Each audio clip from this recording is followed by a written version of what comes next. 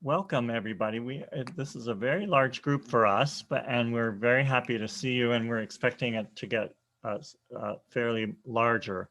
My name is Linton Stables, and I'm the president of Swarthmore Senior Citizens Association, and I'd like to welcome you to the third annual Senior Wellness Fair. The Wellness Fair, of course, is different from what we had originally planned back in March. But we hope that it will be, we know that it will be significantly informative for you, and hopefully you'll enjoy yourself while you're here. The Wellness Fair is just one of a number of SSCA programs that we have. And I just want to just let you know about them if you're not familiar with our programming. Every Wednesday, we have a program around 12:30. These days, they're mostly on Zoom, but sometimes in person. And in fact, this coming Wednesday, we're having an in-person program on the lawn at Swarthmore United Presbyterian Church at 129 Park Avenue of the Sounds of the Caribbean. A steel drummer is coming and performing for us, assuming the weather holds out. If it doesn't, we'll be putting it on Zoom or on Facebook Live. We also do Friday Friends every Friday at 2 o'clock. And you're welcome to just drop in. There's no program there. It's just a time for us to get together and chat and share what's going on with our lives with each other. And it's been a lot of fun. We also have a very active Walks and Trails program led by Dan Snyder and also by Nancy Daniel. And they are leading or finding leaders for guided walks throughout the area. And they are, you can sign up for them. They're, physically spaced. We wear masks and we take care of each other while we're walking, and usually small groups. So go to swarthmoretrails@gmail.com and sign up for one of those. All of these programs are in the newsletter that comes out every day. And you can sign up for that at swarthmoreseniors.com on our homepage. There's a place about halfway down that page where you can subscribe to our e-newsletter. We are hoping to return to our regular activities sometime in 2021, meaning in-person activities, but we have no idea as everybody else that when that will be. But we are going to be taking particular care for the health of our seniors, and so we don't want to jump the gun on that. So all of these programs and the ones that we will be bringing back are part of SSCA. You don't have to be a member to participate in them, but all of those are for, they're available, and your membership is available for probably the least expensive membership you can possibly have in Swarthmore, which is $20 a year for an individual or $30 for a family. So it's such a deal. You should sign up. And again, you can do that on our website.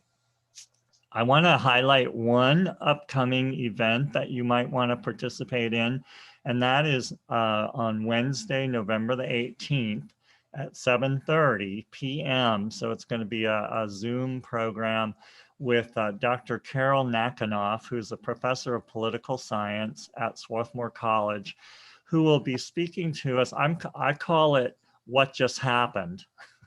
But she's going to be speaking to us on the election of 2020 and how it might impact senior citizens in particular, but everyone. So that should be very exciting. You don't have to sign up in advance. We will be putting out the Zoom connection information soon. Before I turn this over to Bill Davis to introduce our speaker, our first speaker, I want to go over a couple of things that might help everybody have a better experience today, because we're going to be using a few features of Zoom that you may or may not be familiar with. So I want to show you how, or tell you how they work. First of all, and most people are doing this, if you could change your name on the display so that we can at least have your first name. That would be very helpful for us. So I can't show you this because if I share my screen, apparently all of the features go away. So that's not good. But if you go down, if you press or go down on your screen to a button called Participants, and you click on that, you'll get a list of everybody who's signed on right now. And your name will be up there and it'll say me on it. If it says iPad or my phone or something like that, if you could right click on your name, and you'll see there's a choice there that says rename. At that point, a little box will come up and you can type a name. It can just be your first name or your first and last name, but just a name so that if we are calling on you for a question or something, we can call you by name. Also, all your friends are online. They might want to know who's here. So if you would do that first. The second thing is we're going to be using the chat feature a lot today, mostly for the questions during the presentations. So if you click or touch anywhere on the window that you're looking at right now with my picture, a menu will come up and one of the choices there will be chat. And if you click on that, you will see that a little chat box will come up on the right side. And then at the bottom of it, you can type, it says type message here, and you can type a message. And then you can direct that message to anyone else or to everyone. If you're asking us a question, or the speaker, if you're asking a speaker's question, if you'll type to everyone or to, well, let's say everyone. Ask your question to everyone. That'll be great. And I just want to also there's the feature to raise your hand if you want to actually speak your question out loud. I think that's under the chat. No, that participants. That's under participants. Sorry. Yes, right.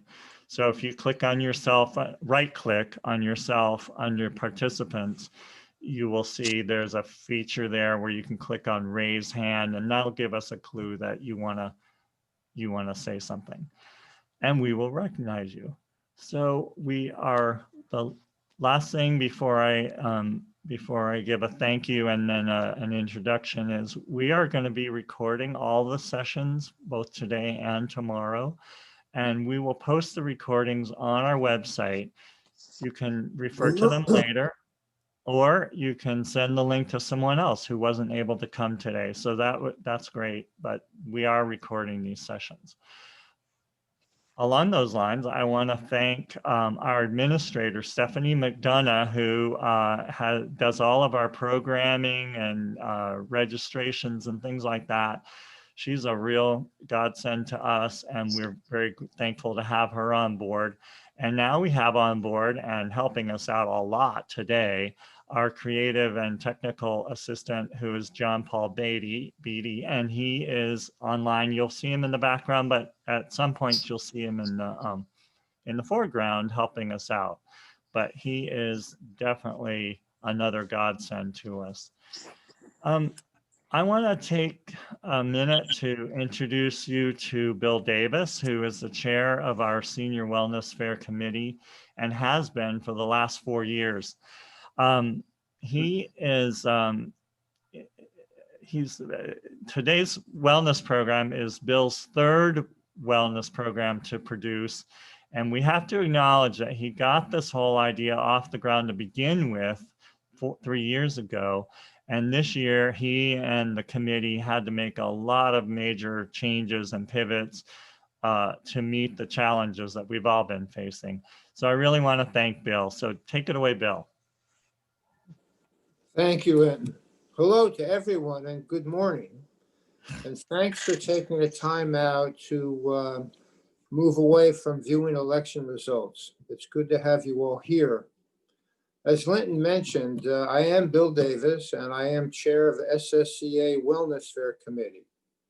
This morning, with the able assistance of Zoom, I'm pleased to welcome everyone to SSCA's third annual wellness event. As Linton mentioned, and I'm sure you know, COVID-19 forced us to cancel our scheduled March Wellness Fair. The program today is instead of the original plan, proof that the SSCA Wellness Fair Committee is still very much alive and well, even in spite of this pandemic. This morning and early afternoon, we're going to offer two very interesting and valuable presentations. The first is about the emotional aspects of COVID, including the discussion of its psychological impact and suggestions for how best to manage in a pandemic world. This is a hugely important topic, perhaps all the more so because it's been less emphasized than the physical or medical issues that surround the virus. The second presentation, actually more of a roundtable discussion, is also extremely important, and especially so for the long term. It's focused on housing options for Swarthmore senior residents. At the present time, those options are not so obvious. And because of this, viable and appropriate housing is understandably a major concern for the many locals who'd like to age in place in Swarthmore. In between the two presentations, there'll be a short, quotes, commercial break. During that time, you'll have a chance to hear from several institutions that have been major sponsors of the Wellness Fair. And Linton will go over SSCA's many ongoing programs and its plans for the future. Altogether, the two presentations and the break will account for about 3.5 hours. I hope you'll enjoy the entire program. One other item to mention before we begin. Tomorrow, starting at 10 o'clock, SSCA will sponsor two workshops on senior housing. One that concerns town center development facilitated by Beth Murray, and the other on co-housing facilitated by Lynn Gaffney. The aim of the workshops is not to just further describe two options for new senior housing, but more than that, to create realistic action plans. In other words, to come up with a plan that outlines the actual steps that need to be taken to implement either of these options. As described in the invitation you've received from SSCA, the two workshops will be presented simultaneously. I urge anyone who has a serious interest in making either option a part of Swarthmore's future to attend a workshop of her or his choice. And now, to begin the day, I'm pleased to introduce Dr. Barry Jacobs. Barry and his wife, Dr. Julia Mayer, are both psychologists, well known to many Swarthmoreans. Barry is a family therapist and a principal in the Philadelphia office of Health Management Associates, a national healthcare consulting firm. He and Julia have lived in Swarthmore since 1977. They're co-authors of two books, including the recently published AARP, Love and Meaning After 50, the 10 Challenges to Great Relationships and How to Overcome Them. Throughout the pandemic, Barry has spoken to multiple groups around the country about the emotional ramifications and challenges of living in a COVID-19 world. His talk this morning is entitled Emotional Implications and Consequences of the Pandemic. Barry, welcome to SSCA's virtual wellness program. Thank you so much, Bill, and thank you, Linton. And it's really my pleasure to be here with you. I hope everybody can hear me. Just one correction in the introduction, and that is my wife, Julie, and I have been here since 1997. I think I graduated high school in 76. I didn't quite make it 1977, but here I am. Here we've been. I recognize many of you and know many of you, and it's really a pleasure to be here again. And it's really a pleasure to have had a long association with SSCA. ever since it was founded. I've had some involvement, and it's been my pleasure to be involved with the Senior Wellness Fair previously. And I just want to say that I think that Linton and Bill and and Kay and the current cadre of community folks that have been running SSCA are doing a great job. And I think that the association is in better shape than it's ever been, and really doing some wonderful things. So let me pull up my slides and we can talk a little bit about what we'll be talking about today. And let me get to the right spot here since I'm in the wrong spot. 1 second, please. I'm gonna have to unshare that for a moment.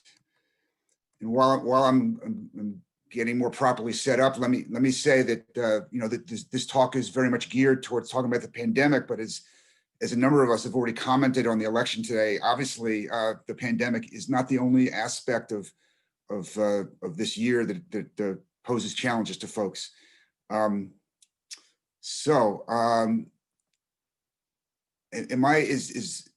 Is my slides visible right now or not yet? Not yet. Okay, because I'm not seeing. All right, let me try that one more time. Okay. All right, and let's get to the start here. Thank you.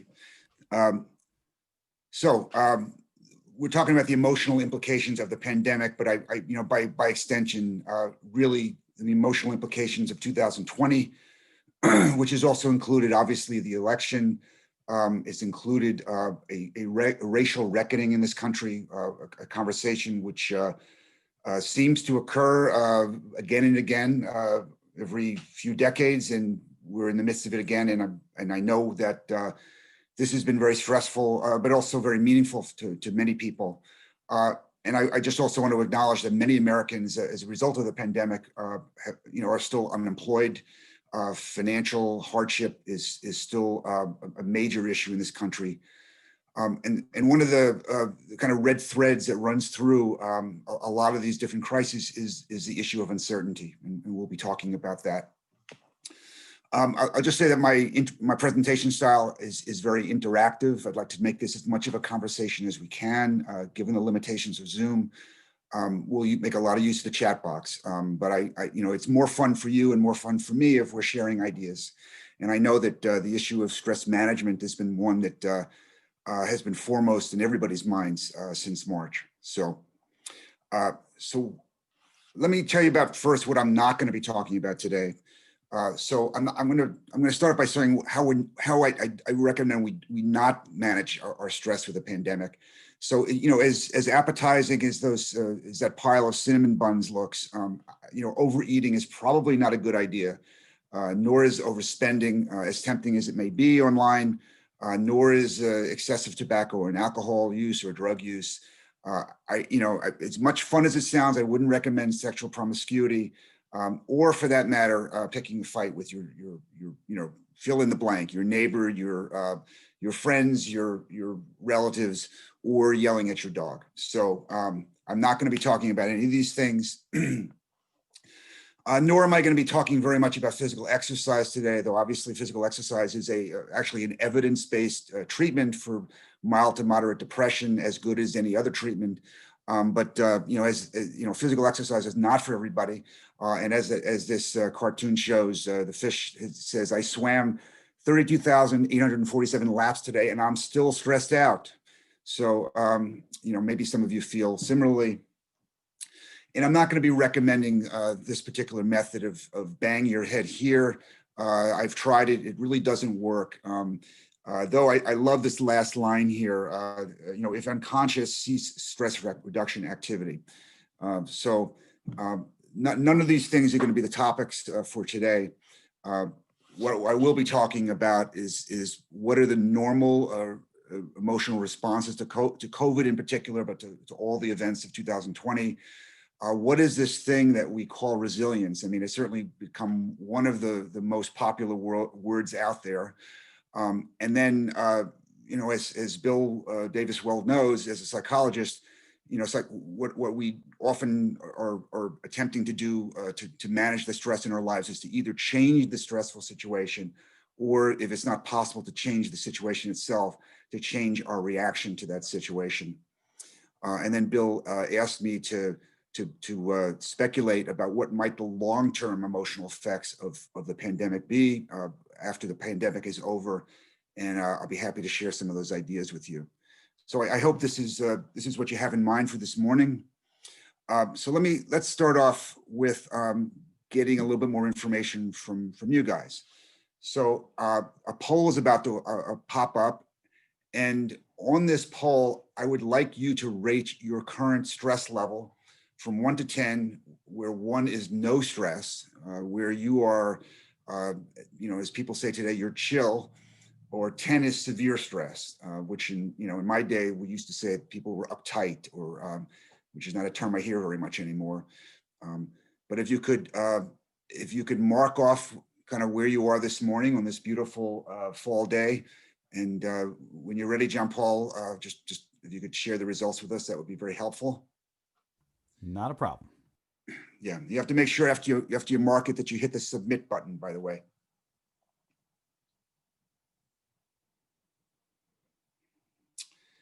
And I'm hoping at this point most of you have indicated your stress level. You want to go ahead and show us the results, John Paul? Sure, we're at 76%. Okay, last chance. Anybody made their big decision about what their stress level is? Okay, go for it, John Paul. All right, and sharing. Okay, my God, are we all over the map here? Holy cow, this is this is not exactly what I was expecting, frankly.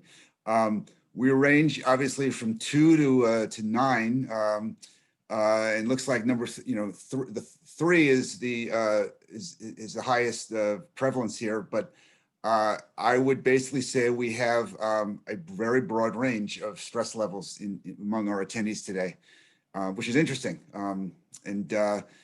It basically tells me that some of you are doing great, and it's despite the fact that we have the challenges that we do, that you figured out how to manage the stress you feel from those challenges. And I'll be very interested in hearing some of your ideas of what you've applied in your own life to manage your stress, to see if it might be applicable to others.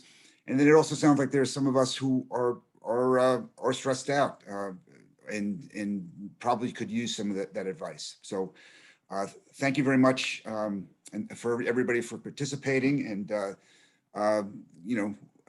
we go on from here. So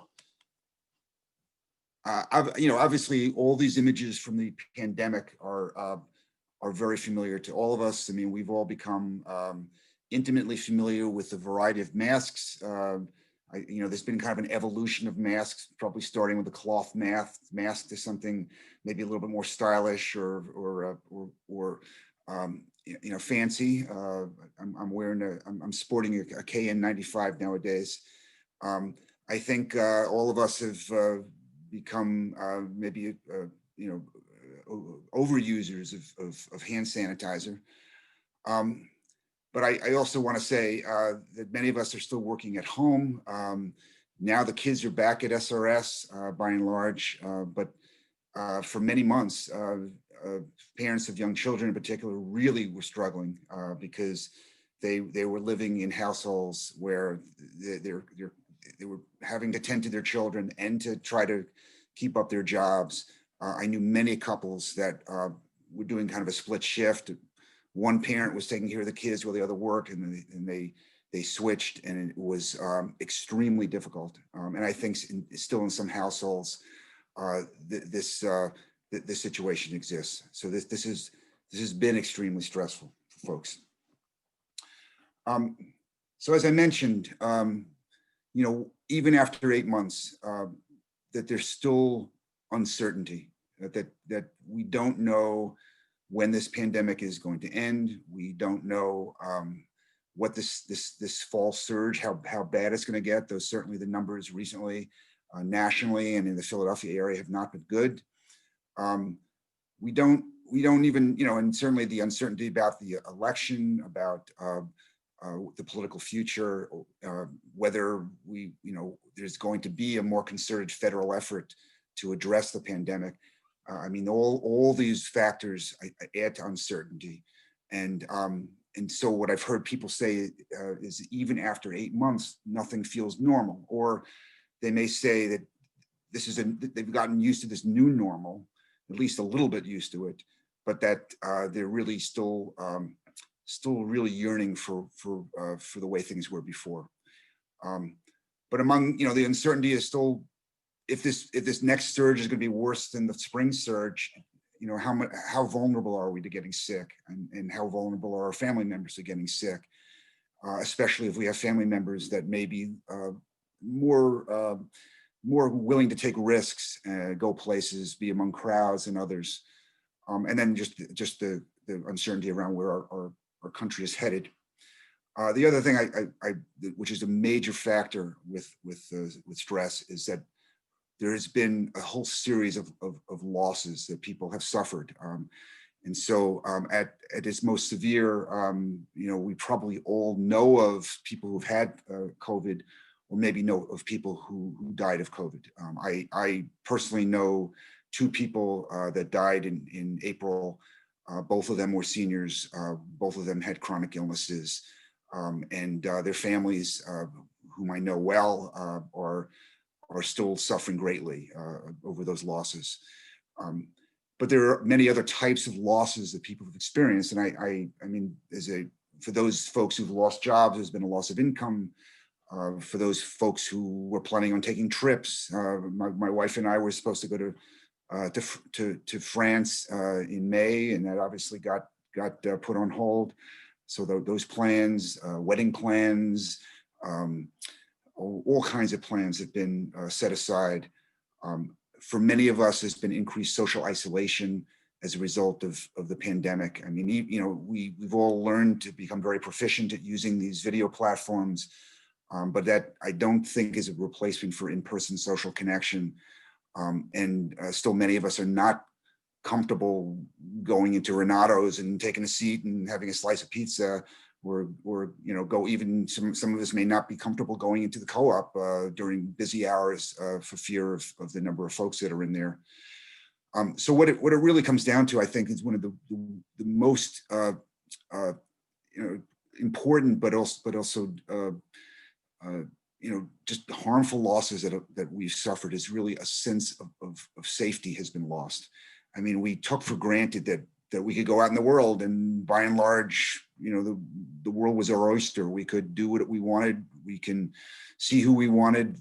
We didn't think twice about those things. And now all of us think about where we're going, who we're going to go with, what the situation is going to be like there, what protection we're going to take with us. And that we even with all the safeguards that we have in place now, the masks and the social distancing and using lots of hand sanitizer, we may not feel as safe as we did before. I suspect that many of us feel more vulnerable, physically vulnerable, and maybe psychologically vulnerable than we ever have before. So I mentioned that there's a range of normal reactions, and I'm going to put these into 2 buckets, and I'm going to say, I don't want to label them, the ones I'm about to talk about now, as necessarily negative, but they're distinct from the ones I'll talk about in a moment. So particularly early on in the pandemic, I mean, there was a tremendous amount of anxiety that people felt. And to me, the behavioral correlate of anxiety is rumination. And rumination meaning going over the same thoughts again and again and again in our heads. Myself and many people I knew, my wife, we were up in the middle of the night, almost every night, saying, "Oh my God, what's going to happen? How is this going to play out? What do we need to do to feel safe?" And I'm hoping that and I do believe the anxiety level as a whole has come down, but I still think it is there. I mean, we were a more fearful community. We're a more fearful country than we were in the past. I think for many folks, there's a sense of sadness, with the losses that I mentioned. There was an article which I'll mention in just a second about the grief that people have felt about not just losing loved ones to death, but just losing the sense of normalcy, the sense of life that they had before. And the behavioral correlate of sadness is for many of us is to withdraw, and that, when we feel sad, we just kind of pull into ourselves, and that tends to compound the social isolation that many of us are already experiencing because of social distancing. There are folks that are angry about the pandemic, about the way it has been handled by the government, but the way it's handled by folks who don't wear masks, who go out in public, maybe folks who younger folks who congregate in large groups and don't seem to care about the community spread. I mean, there is this anger that exists. It may not be forefront in our minds, but I think that this is a common emotional reaction, and the behavioral correlate of anger is often irritability. That we, when we're angry, when we're on edge, we tend to be more irritable with others. Another normal reaction, particularly for those who've actually witnessed some of the losses firsthand, have seen their loved ones gasping for breath, have seen them dying.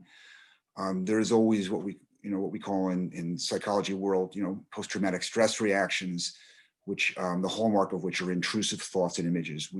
I have a psychology client now whose mother died in April, and in her mind's eye, she still sees her mother in the bed with the tubes and suffering, and that's an image that has enormous staying power and very, very difficult to push away.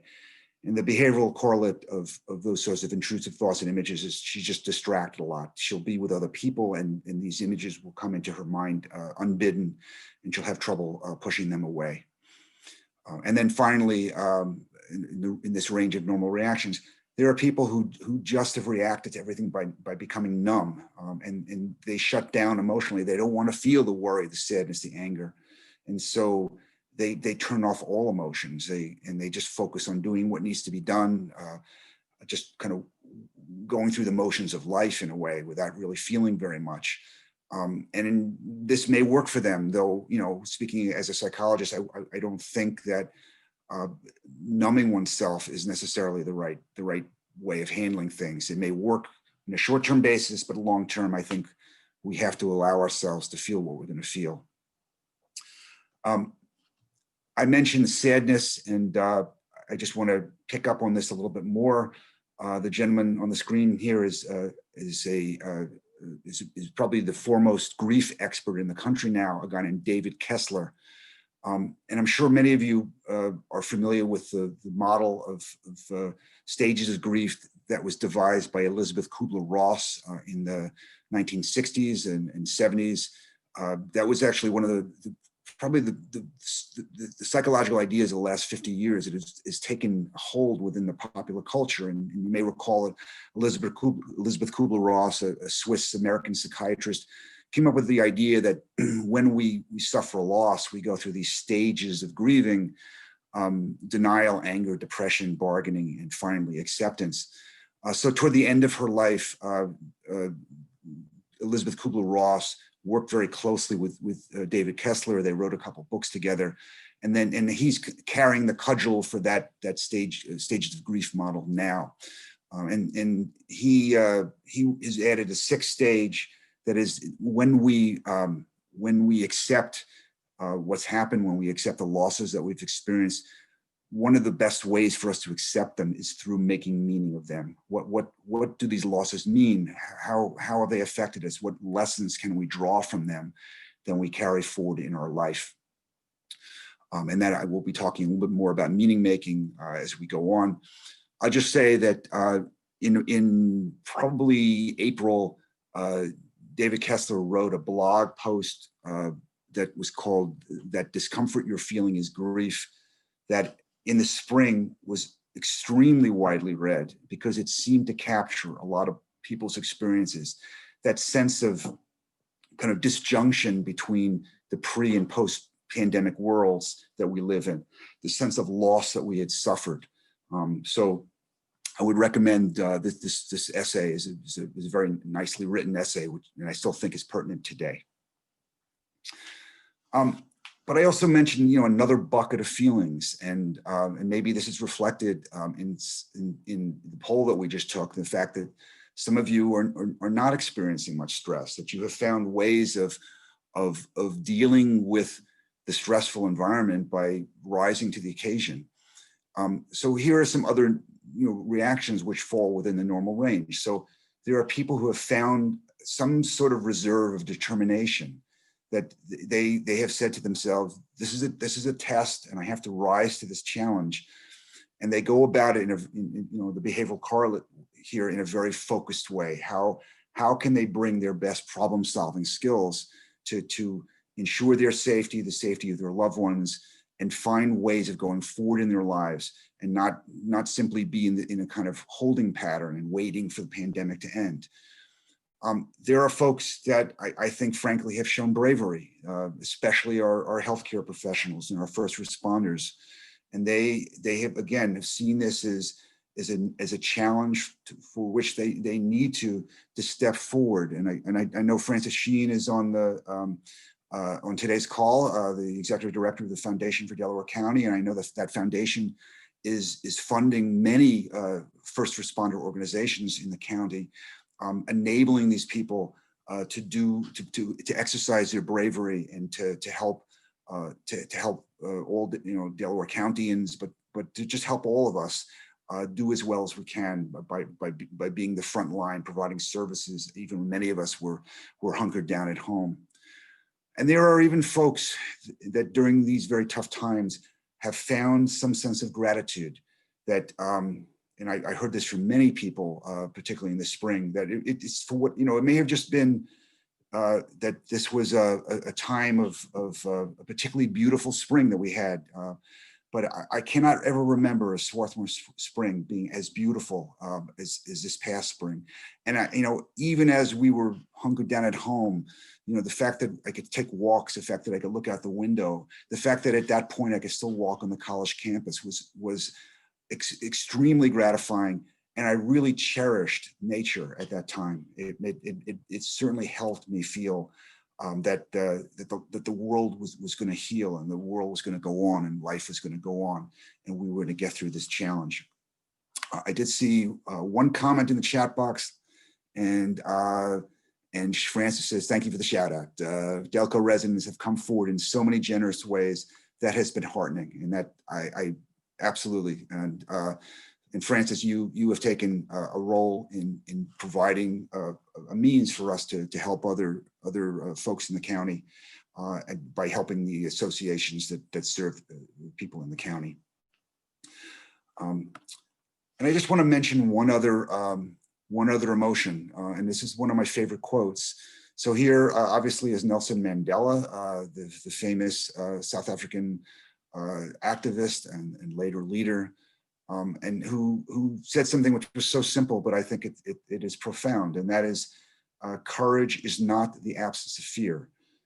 That in essence, people who demonstrate bravery, who demonstrate courage, are afraid, but it's the fact that they are afraid and then go forward anyway to serve others, to help their families, that really is the mark of courage. And I think there are many of us in Swarthmore who have found ways to exercise courage in even small ways, by helping our neighbors, by creating events like this, by doing whatever we can to be of help to others, knowing that others are struggling or are suffering. And even as we may be suffering, and even as we may be frightened, but the importance of continuing to serve, the importance of going forward has propelled them. So this is the normal range of emotions as I see it. You may see some other things. So all these emotions now bring us to this kind of central concept, which I think is a word that gets thrown around a lot, and that is the word resilience. when you think about it, in my lifetime, and certainly in many of your lifetimes, resilience had a very different meaning, 40 or 50 years ago. Resilience was, it was originally a term that had to do with materials. If you had a material, and nylon is a classic example, that you could change its shape. It was elastic, and then it would bounce back into its original shape. There were certain metals that you could bend, and then when they were not under pressure anymore, they bounce back to their original shape. So kind of in this word resilience was this idea of bouncing back. And so then what happened is in the 1970s and 1980s, there was a lot of psychological research done on children that grew up in impoverished circumstances, under very bad circumstances, where they were many other children in the same circumstances developed all kinds of emotional problems and maybe behavioral problems, but there was a certain subset of children that just seemed to glide through. And so there was a lot of research done on who are these children, what enabled them to seem to be impervious to some of the stresses in their environments. And those studies picked up this word resilience. What made these children the resilient child? And just parenthetically, I'll say that one of the main things that they found in that research is that all these children had some kind of mentor, adult mentor, who was there for them, and gave them a sense of hope, supported them at crucial times. So more recently, through this pandemic, the word resilience has been kicked around a lot, and it has a little bit broader meaning than even it did in the 1970s. So there's not the idea of not just bouncing back. It's not that it's not just that we're to get through the pandemic and through the election and through the racial reckoning of this country. We're not going to just bounce back to where we were before or who we were before, but we're going to bounce forward. We're going to have what we call post-traumatic growth, that having gone through these difficulties, we will learn things and we'll carry those lessons forward in our lives. We'll be not just better people, but stronger people, but we'll be wiser people. And that will help us deal with other adversity in our lives. And so now I think this is really the term that people, the meaning that people apply to resilience, that we want to be resilient through this pandemic and come out the other end better than we were going into it. And I think there are many people who feel that way. So before I go on, I want to, and I've been talking for a little while, I want to ask you, and using the chat box, what do you do to manage your stress? And what do you do to achieve a sense of your own resilience? And I'd like you to type your response in the chat box, but don't hit enter yet. I'll tell you when to hit enter. But this doesn't have to be anything fancy. I mean, managing your stress could be reading a good book every night. It could be praying. It could be making sure you eat a healthy diet. It could be taking your daily walk. Or it could be, working on a political campaign. I mean, how are you managing your stress right now? So I'd love to see some of your replies. And when I've done this with other audiences, it's been very interesting, the variety of things that people do. So if you're ready, feel free to hit enter, and let's see what's keeping this group going. What are some of your stress management techniques? So, and I'm going to try to read as quickly as I can. John says, biking, playing the piano, excellent. Francis says, keeping routine, exercising, taking solace in my work and spending time with my granddaughter, excellent. Marty says, drawing, painting, accomplishing tasks around the house. Linton, working in the garden, making sure that I get out of the house frequently. Good. Jean-Paul, head down working and playing with my toddler. Great. Carol says, focus on productive tasks. Ross, work outside in the yard. Okay, we're hearing a couple themes so far. Working on something that's productive, and we're hearing, nature is very important. Dottie, my friend and neighbor, I have discovered an art form and can work in my studio daily. Excellent. I see your paintings on the SSCA daily blog, daily newsletter, and it's great. Joel says, meditate, walk. Excellent, Joel. Kay says, exercise routine. Terrific. Louise, my husband and I take a day trip once a week, usually out into rural Chester County. Great idea. Sue says, walking with friends. Chocolate. That's the first mention of chocolate I've heard in one of these conversations, but always an excellent idea. Betsy, walking, listening to audiobooks, playing with grandchildren who live with us. Terrific. Mark and Karen say exercise, recreation, reading. Nancy, walking, making music, Zooming. I live alone. These times are excellent, less lonesome for me. I see many other responses. I'm just going to kind of skip through them because I can't read them all. But clearly everybody, whether you had specific means of managing your stress prior to pandemic, you certainly have figured out how to do this now. Margot says being outside. Or Marlene says daily mass, nature journaling. I think that says. Bill, setting some sort of goal for myself and getting it done. Excellent. There's another. Joel says music, reading, exercise. All right, and I think, and then Doris says, especially yoga and breathing using Zoom to connect. Also, library, remote classes.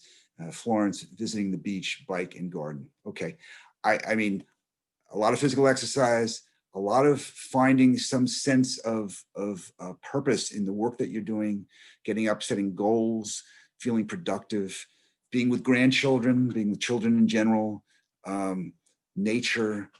Getting things done, like Lisa is cleaning out the cupboards in the rooms.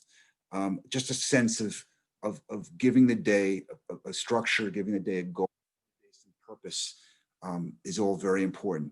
These are great ideas. And so I think you've now stole my thunder, and most of what I'm about to say the rest of the next 45 minutes you guys have already said, but I'll try to say it in an interesting way.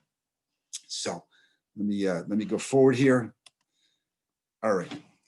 So I mentioned that when we think about dealing with adversity in psychology, we think about either changing your stressful situation or changing your reaction to the situation. And so let me just say a little bit about changing your stressful situation.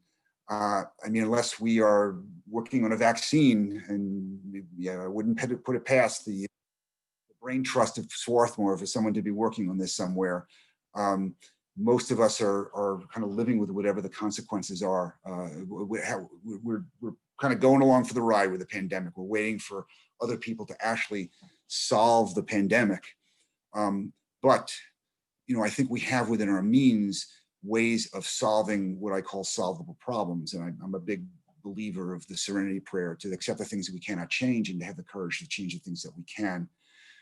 And so how do we change? The stressful situation isn't just that there is a virus that is a threat to us, but that it's that we live with fear. It's that we live with confinement oftentimes.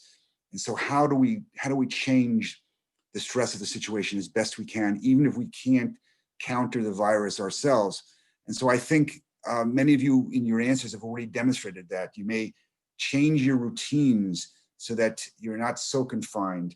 You may increase the contacts that you have. It may be that you may avoid people who are who you were afraid may not be taking the safeguards you would like them to take. Maybe spending time with other people that who have the same risk aversion that you have, and or mask wearing, etc. Or you may change your setting. And I know that Bill mentioned that he's in Rhode Island. I know many folks, if they're fortunate to have second homes, have either been to those second homes or are still in their second homes, but they went to places where the virus is less prevalent, where the infection rates are lower.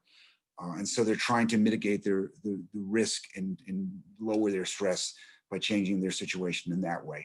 So I'm sure there's lots of different things, other ways we could come up with this. But really what I'm going to spend most of my time as a psychologist talking about is how do we change our reaction? And some of it is just very basic self-care. and I didn't see a lot of this in your responses, but I don't think any of this is going to be unfamiliar to you. So I'll go through this pretty quickly because whenever you go for your annual physical, your doctor probably preaches this to you, and you don't need me preaching to you about it. But there are things that we can do to care for ourselves, biological, psychological, and social things that matter a lot to our overall stress management. So when we talk about biology, I mean, first and foremost is sleep. There is an enormous amount of research now about the importance of sleep for making us more resilient. And sleep, most folks will tell you that they need 7 to 8 hours of sleep a night. There are some that will tell you that that it will be that there will be some folks that believe that they can get by on 4 or 5 hours of sleep. I don't believe it, honestly. I don't think that's enough sleep. So I think having good sleep habits, getting a good solid amount of sleep every night will enable you to deal with whatever stress the next day brings. I also believe that it's better to eat healthy food than unhealthy food. I mean, it's as tempting as it is to hit the chocolate, all day long. You probably just want to reserve that as a treat. And by the same token, alcohol can be your end of the day treat, but it's not something that you want to indulge in all the time. And then certainly regular moderate physical exercise is very important. Under the psychological category, basically what we think has enormous impact on what we feel. That there are thoughts that we hold, beliefs that we hold, that some of which may be realistic, some of which may not be so realistic, and usually unrealistic thoughts, oftentimes about what our own capabilities are or what expectations we have for ourselves. We're frequently our own worst enemies. We believe that we should, we should get so much done, or we shouldn't feel a certain way. And those shoulds become kind of a source of self-criticism for us, which then could make us more prone to depression and anxiety. So certain thoughts are unrealistic, and certain thoughts that we may hold are not helpful. So as many of you probably know, there's a whole kind of the most predominant field in psychology is called cognitive behavioral therapy. And that's all about how do we make ourselves more aware of some of the subconscious thoughts and beliefs that we have, and the impact of those particular thoughts on our sense of well-being, on our feelings. And then if those thoughts are not realistic, if they're not helpful, how do we change them? And we'll talk a little bit more about that in a moment. And finally, we know from long history, from decades of research, that social isolation is generally not good for people. That is now, in the last few years, has been found to be associated with detrimental physical and emotional health effects, as well as foreshortened lifespan. And so connection with others, family members, friends, church, community, that this is extremely important for our stress management and our emotional well-being, and our overall resilience. And just to add to that, we want to be engaged with people in harmonious ways. I wouldn't imagine that being in constant conflict with a spouse or with family members really adds to your resilience all that much. So we want to have social relations that are strong and harmonious as much as possible. I think it was Joel. I may be wrong about that, but I heard, I saw that someone had put in the chat box this idea of meditating, and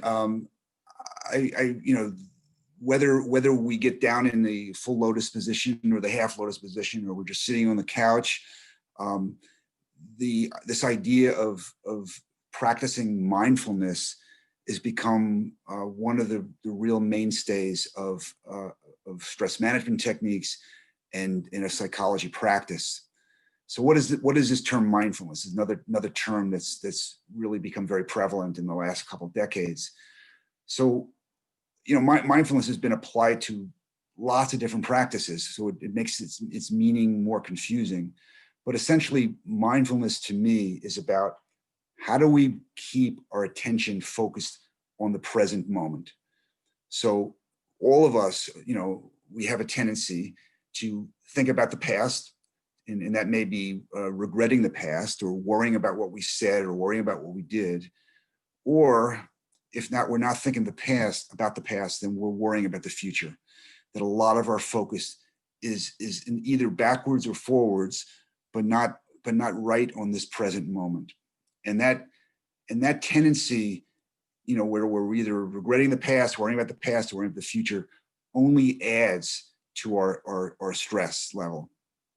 But conversely, if we can bring our attention to bear on the present, oftentimes we're able to achieve a greater sense of equanimity and decrease stress, especially if we're able to bring to the present what is called non-reactive awareness.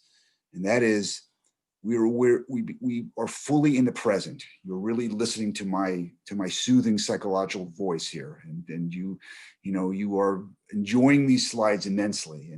But you are also you're maintaining a sort of semi-distance from the present, and that is you're not reacting to it. You are aware. And you're what the Buddhists talk a lot about is allowing things to kind of come into your awareness and then pass through your awareness and then just disappear. And that's the way many of our feelings come and go through our consciousness, and that's the way many of our much stress goes through our mind. It passes through, and so if we can remain aware but also non-reactive, then we tend to manage stress much better.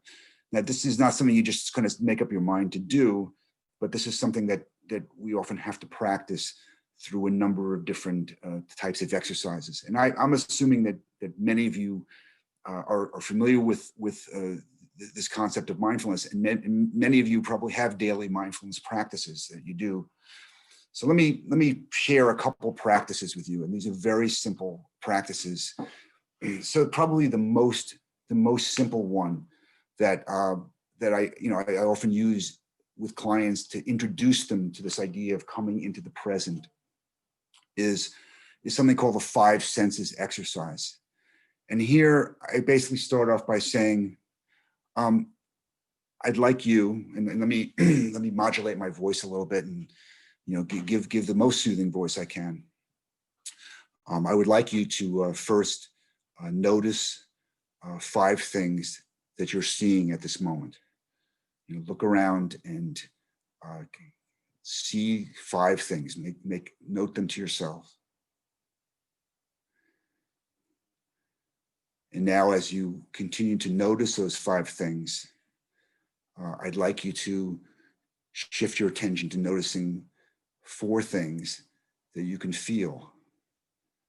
Perhaps you feel the cushion of the seat beneath you, or you feel the cloth, of your shirt against your shoulder, or you feel your hands together.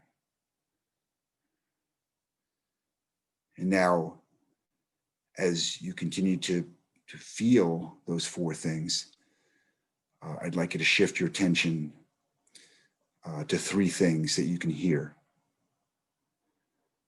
So aside from my voice, perhaps you hear people outside. Perhaps the window's open and you hear birds. Perhaps your washing machine is running in the basement. Perhaps you hear the heater going on and off in your home, or the refrigerator running. And now I'd like you to shift your attention to noticing 2 things you can smell. Maybe the mug of coffee is still sitting next to your computer and you can smell the coffee. or the Earl Grey tea. Maybe, last night's roast is still, the smell is still in the air. Or maybe you put on lavender perfume today. So just take note of what you're smelling. And finally, pay attention to one thing you can taste. And it may be that you still taste the coffee, the sweetness and bitterness of the coffee, or you still are savoring the taste of this morning's, omelet.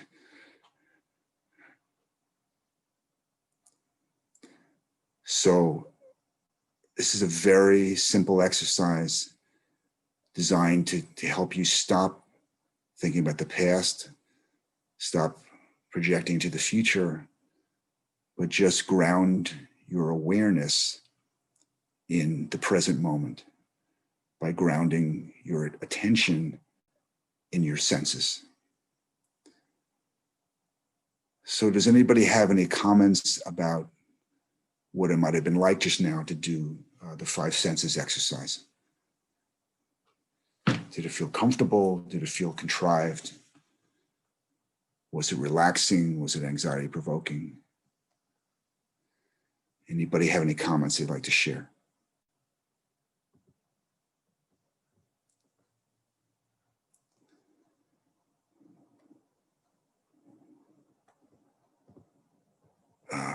So Ross says, felt great. Florence, made me focus. Heather, very soothing.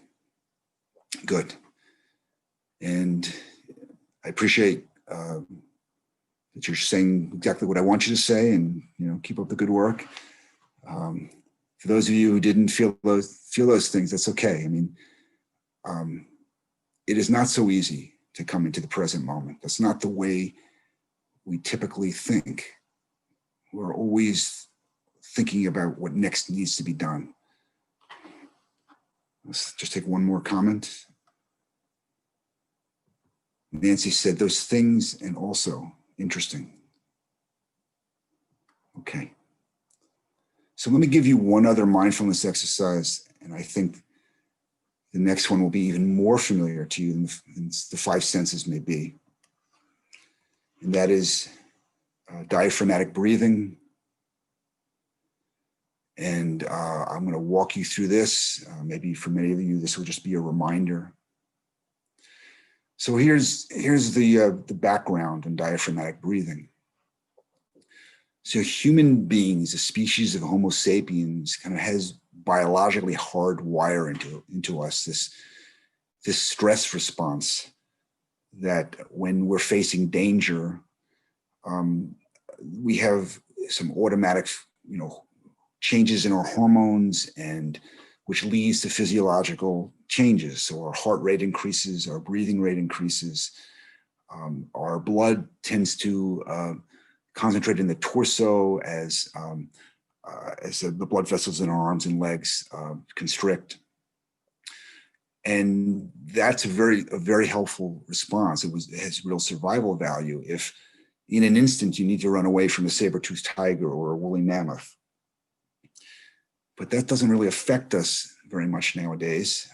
However, that stress response is one that is sort of automatically triggered by perceived danger in our modern environment.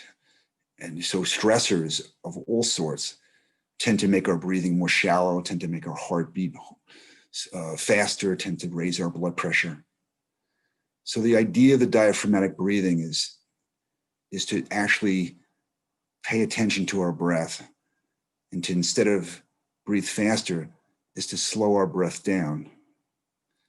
And what then happens is it's like a reverse process. We then become just calmer.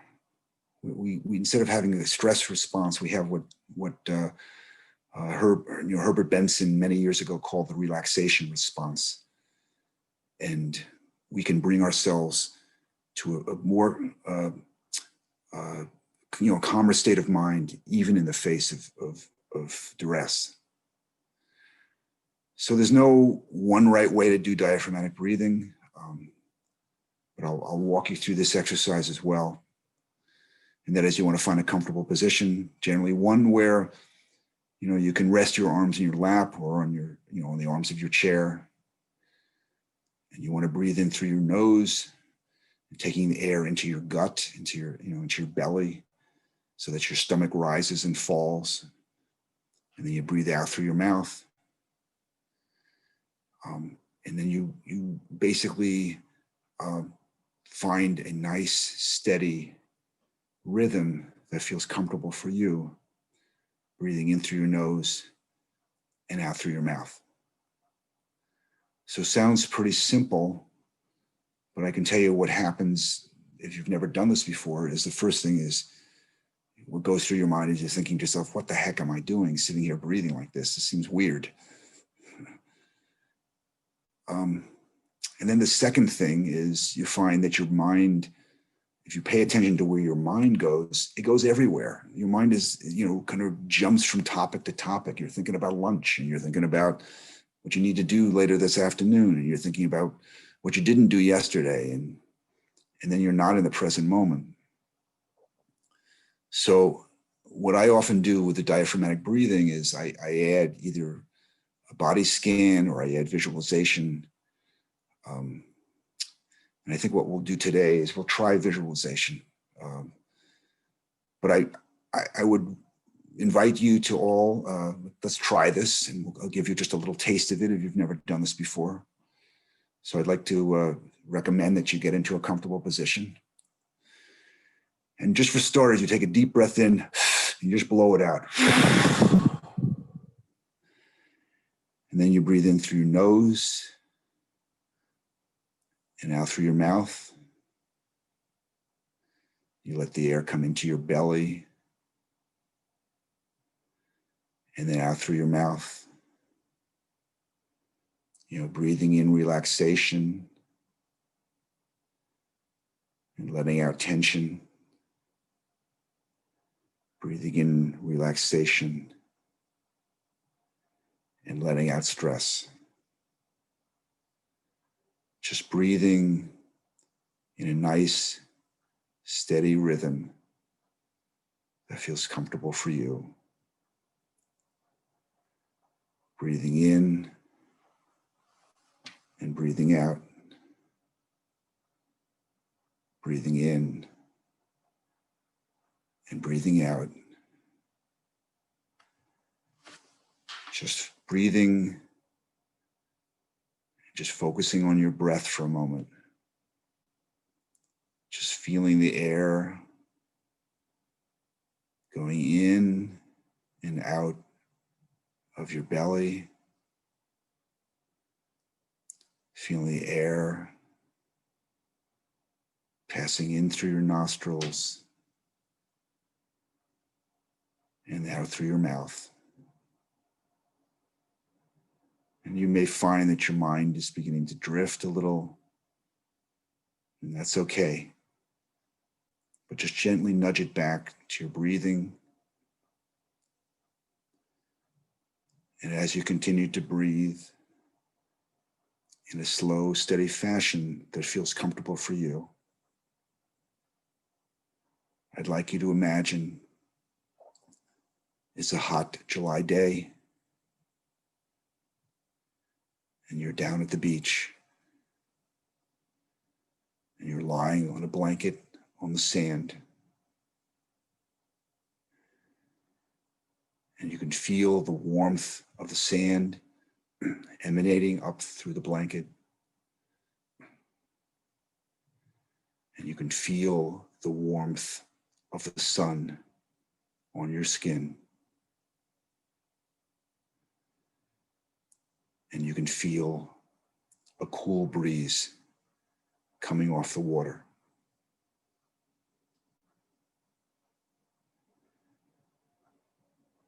And as you look around, watch the waves come in,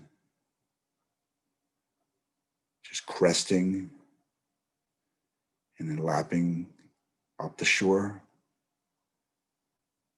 and then receding and then cresting and lapping up the shore, and then receding. And you can see people walking along the beach, and you can hear birds circling overhead.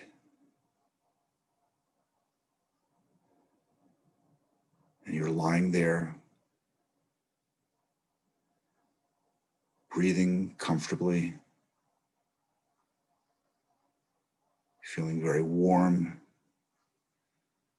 and very safe and very relaxed. Just hold that image in your mind for a moment longer. Just being at the beach, feeling very much at ease, feeling very much like your best self.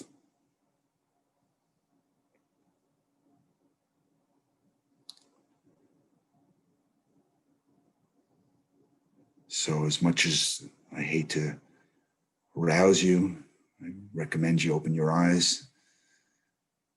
And does anybody want to put in the chat box what this was like, the diaphragmatic breathing with visualization, in this case, visualizing a beach scene. Certainly you could visualize any relaxing scene. Anybody have any feedback? You know, Lee has added a very nice recommendation here. Sometimes these exercises work better not when people are sitting comfortably, but actually when they're up on their feet, because it kind of activates us a little bit, and we can then focus more strongly. I think that's it. You know, for different people, different techniques will work. And Mark and Karen say very relaxing. Any other thoughts about using diaphragmatic breathing? Kay says, love feeling close to nature. I feel renewed. Good. So let me go forward, because I want to share some other ideas with you before we stop today. But again, the diaphragmatic breathing, the five senses are two of many, many mindfulness practices we can integrate into our daily lives to change our reaction to this stressful situation that we're in. So I can't really talk about stress management without talking about relationships. Because as I mentioned before, you know, relationships is for many of us really the lifeblood of wellness and resilience for us. You know, it's the friendships that we have. It's even the just passing acquaintanceships we have with folks in our community, in the town center. There's just the pleasantries that make us feel good. It's knowing that we can make other people feel good. That matters, you know, a great deal to us. And of course, you know, family relationships. When I asked you before how you were managing your stress, a number of you mentioned grandchildren, or in the case of John Paul, a toddler, and the joy of being with children, of having a relationship with a child, of helping that child grow, of teaching that child, or a spousal relationship, just being with someone for decades, getting to know them in such a deep way. These are, you know, this is extraordinarily important. So what we know from research is, you know, one of the most robust findings of social science research for decades has been the power of social support as a way of mitigating stress. Social support decreases stress, particularly during times of adversity. And really, I do believe that united we stand and divided we fall. Social isolation makes us less resilient. Standing with others makes us more resilient. So all the more reason during this this challenging time where it's so easy to become socially isolated, for us to find safe ways to connect with others, even if just on Zoom. Another very positive, important way of managing stress, and you saw this in David Kessler's six element to the Kubler-Ross model, is this idea of making meaning, maybe even more particularly making positive meaning. Excuse me. So I'd ask you to put in the chat box, and you can just type it and you don't need to wait for me to hit enter. What are the things that you do in your life that give you a sense of purpose and positive meaning? What is it that gives your life a focus, a sense of mission, and that mission pulls you forward even during tough times?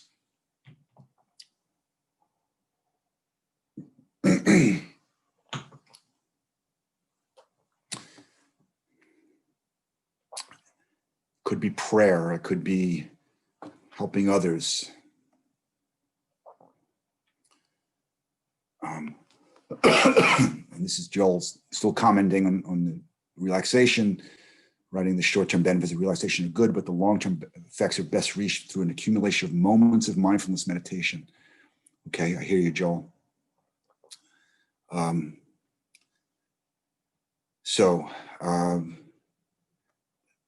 In terms of what brings positive meaning, volunteering, and Peg says the same thing. And Jan also says the same thing in a different form, when I can help others.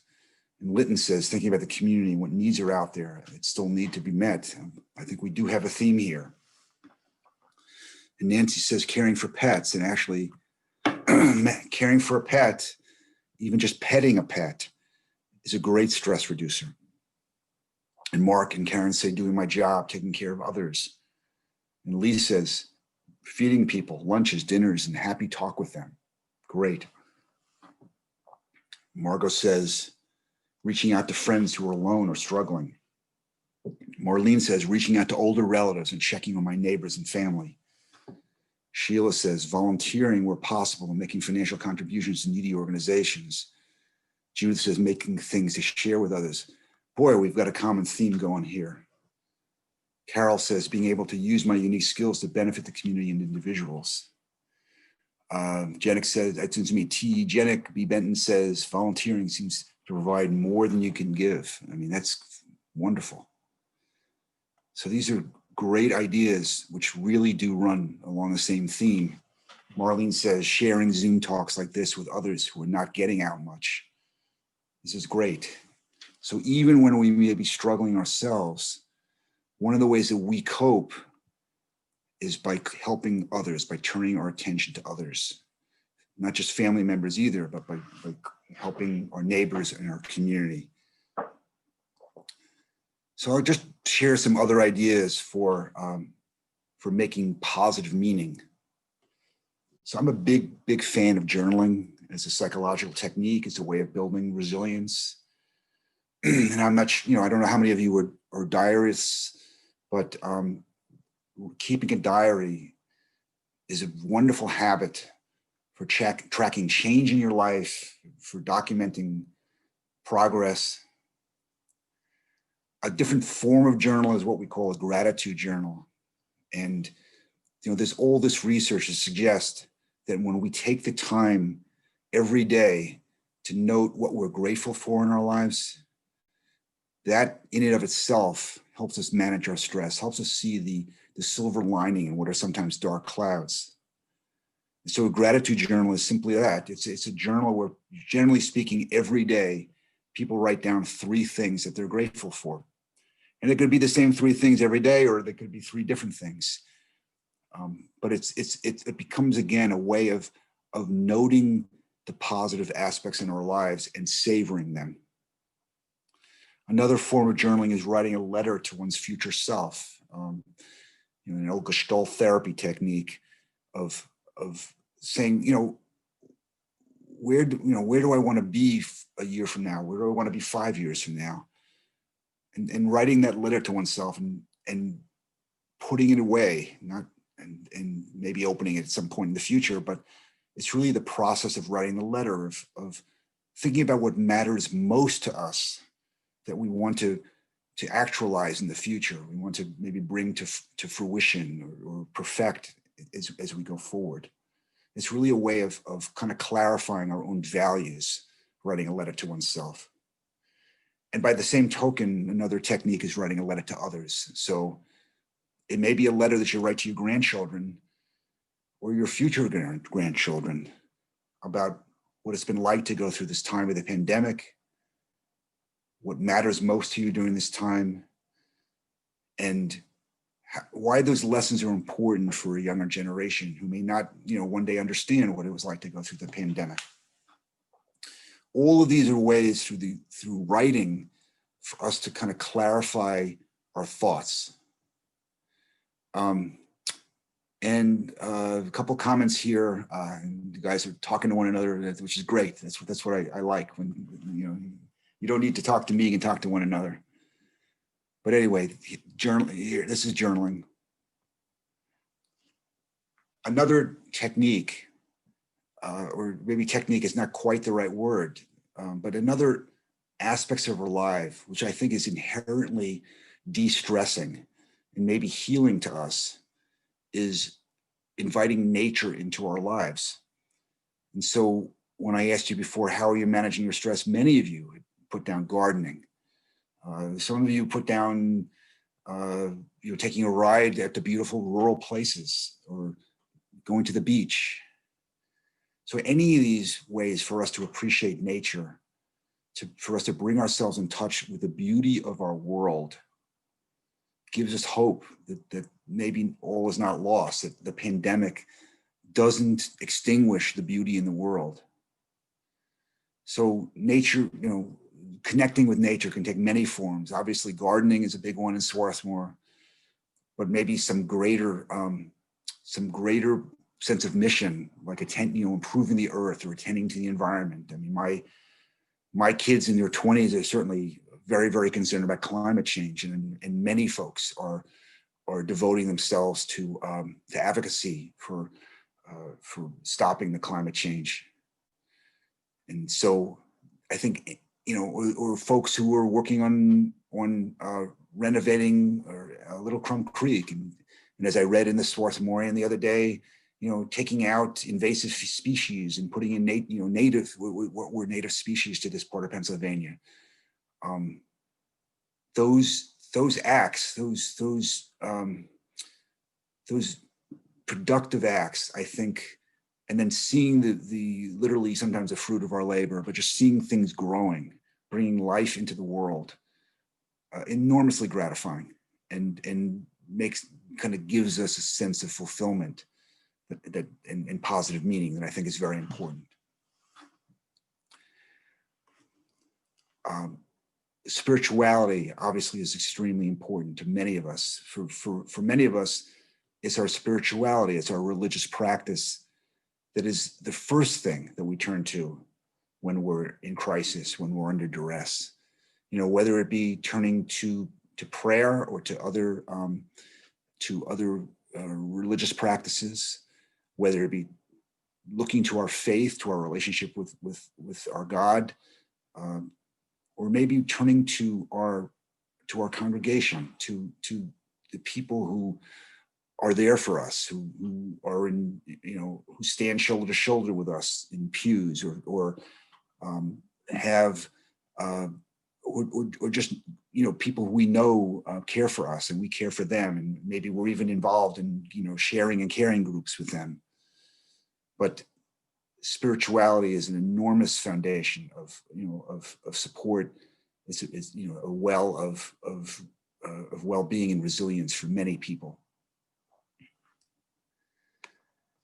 And then I don't think I need to say anything about helping others. I mean, you have said it all. I mean, in so many really inspiring ways, that to sacrifice one's time and energy for someone else's behalf gives us an enhanced sense of purpose. It helps us live our values in the world, our values of caring for others, of doing unto others as we would have them do it to us, and of feeling gratified, making a positive difference in our community, in our world. Helping others, as someone said, gives you more than, you gain more than what you give others. It is really, that such an important act for all of us to engage in on a regular basis and to feel that we can make a positive difference. And I'll just say that, at some point in our lives, all of us, because of illness, because of maybe other circumstances, we have to be on the receiving end of care. And that's a very difficult thing, to be the beneficiary of others' support. But if we can think in our lives about how it all, what goes around comes around, that if we help others, maybe at times when we're able, then maybe at times when we're not able to help others, we'll be able to accept their help more graciously without feeling that we're being diminished in some way, but that this is the way communities work. This is the way human beings work. We take care of one another, and at some points in time we're givers, and other points in time we're takers, and that's how family works. That's how community works. And I'll just say, as we're wrapping up here, Bill had asked me to speculate a little bit about what are the long-term consequences, emotional consequences of the pandemic. And I'm sure all of us have ideas. But I'll just say that what we know thus far is that the rates of depression and anxiety and substance use and overdose, unfortunately, have risen rather dramatically in every community of the United States in the last 8 months. And that because this pandemic is prolonged, there's likely to be more depression and anxiety, and substance use going forward. And that for those who maybe worked in healthcare, saw people dying, had loved ones die, there will be those intrusive thoughts and images that I mentioned before that are the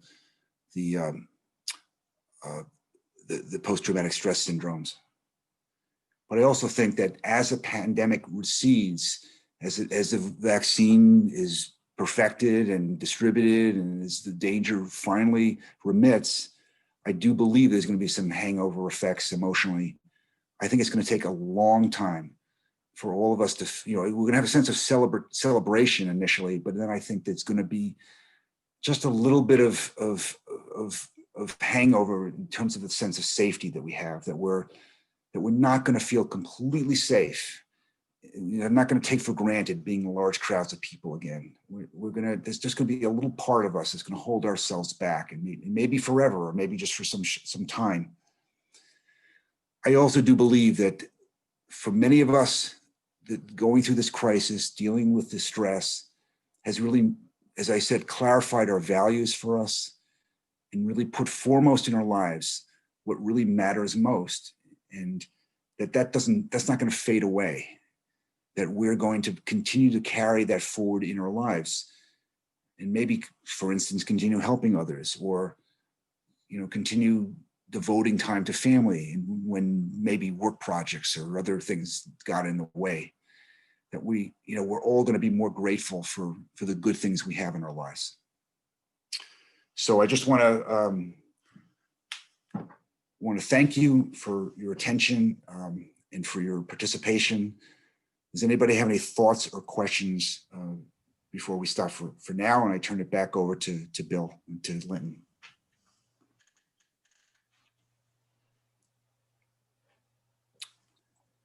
Any last suggestions, last words of wisdom? And I'm not seeing anything. Whoops, I see one. So let's, and thank you very much for your comment and your participation, Ross, and thank you for your thanks, Marlene. But I am going to turn this back over to, looks like I'm turning it back over to Bill. Been my honor to work with you today. Barry, thanks very, very much. Am I on? You're good, Bill. I just wanted to thank Barry very, very much for his efforts here and for giving us a real look into what it's like to be in the midst of this pandemic that we're all in the midst of, and to help us to think through how best we can manage how we're dealing with it. So thanks again, Barry. I really appreciate your help. Okay, I think Linton, you'll have something to say now about SSCA, and then we're going to look at some clips, right, of some sponsors. Perfect. Okay. Yes, actually, I'm not going to say anything. I think the next 30 minutes has the information in it, Oh, but good.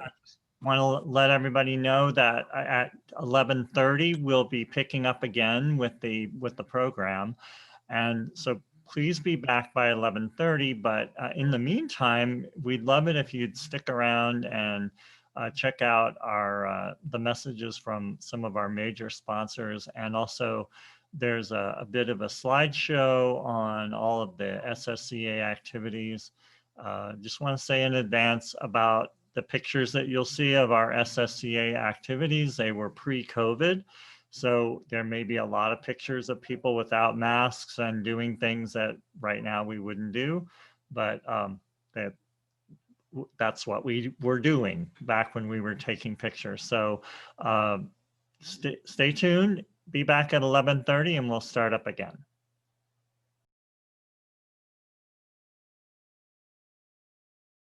Welcome back, everybody. Hope you enjoyed the interim and had a chance to get some refreshments.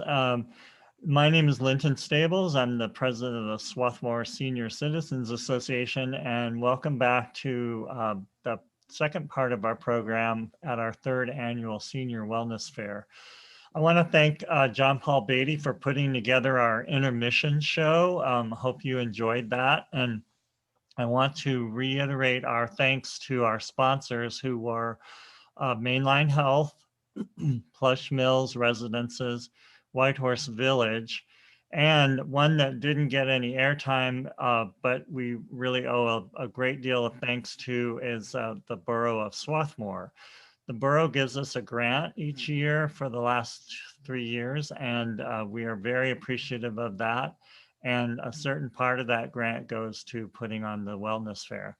So now I'd like to turn it over to Bill Davis, who's the chair of the Senior Wellness Fair Committee, to introduce our next speakers. Hi, everybody. Welcome once more to SSCA's third annual wellness event. And for those of you who haven't heard, I assume many of you have, perhaps some welcome to this news for all of us, certainly for me. Joe Biden has been projected the next president of the United States. So I hope you enjoyed the first presentation and learned something of interest about the Wellness Fair sponsors that we've had and we hope will continue to have. Our program continues now with a discussion of housing options for Swarthmore senior citizens.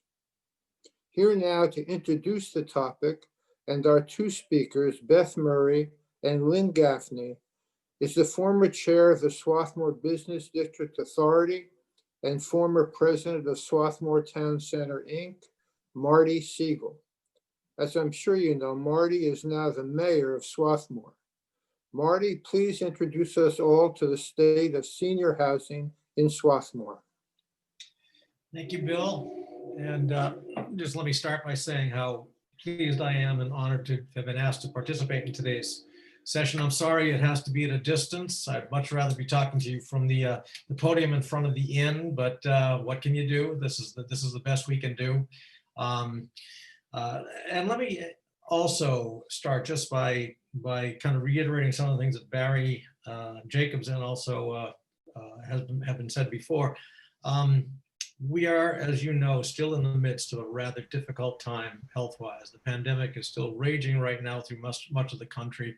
I have to say that I feel gratified that in Swarthmore we've done relatively well. We haven't done perfect, but we've done relatively well, largely because of the responsibility that has been exercised by our residents and people in the town.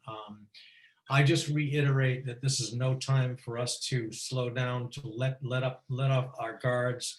If you listen to the experts, we are in for some very difficult days ahead. So I just ask everybody to still be diligent, think of yourselves, think of your neighbors, and keep doing what we've been doing, because obviously the more we do, the sooner we can all get together. I will be introducing our speakers in a minute. Today is going to be just a kind of a brief outline of what they'll be talking about in greater detail tomorrow. But Bill had asked me if I would just give a kind of a brief talk on what's the status of senior housing in the borough as it exists today. And as you know, I mean, the borough was incorporated in 1893 and has been developing ever since that time. So because we've had development over such a long period of time, we have a very diverse and eclectic housing stock, which quite honestly is one of the real charms of this town. People drive through it and they just are just really awestruck at the beauty of our neighborhoods, the eclectic nature of our architecture. However, many of the houses that were developed in Swarthmore are fairly large, which in its time served a purpose and certainly still serves a purpose. However, as people outgrow their homes, what we have to look at are what are the options to either downsize or to change the style of living to allow us to stay in the town if that's what we choose to do. We certainly are not without our options. The Strathaven condominium complex offers a huge number of opportunities for people to stay in the confines of the borough of Swarthmore in a setting that is much more manageable, with the amenities necessary to kind of stay, the accessibility situation, and yet still, again, be here in the town as necessary. We also have a fairly large amount of rental housing available, probably about 25%, as I recall, having read something, about 25% of our housing units in the borough are rental units. Many of them, what I guess most would consider to be relatively affordable. Now, affordability is obviously a very relative term, but we have options in terms of rental opportunities. Yet there are still people that choose, for many reasons, when they reach a certain point in life, to leave the borough, and for a variety of reasons. They may be moving to be closer to family and children, grandchildren.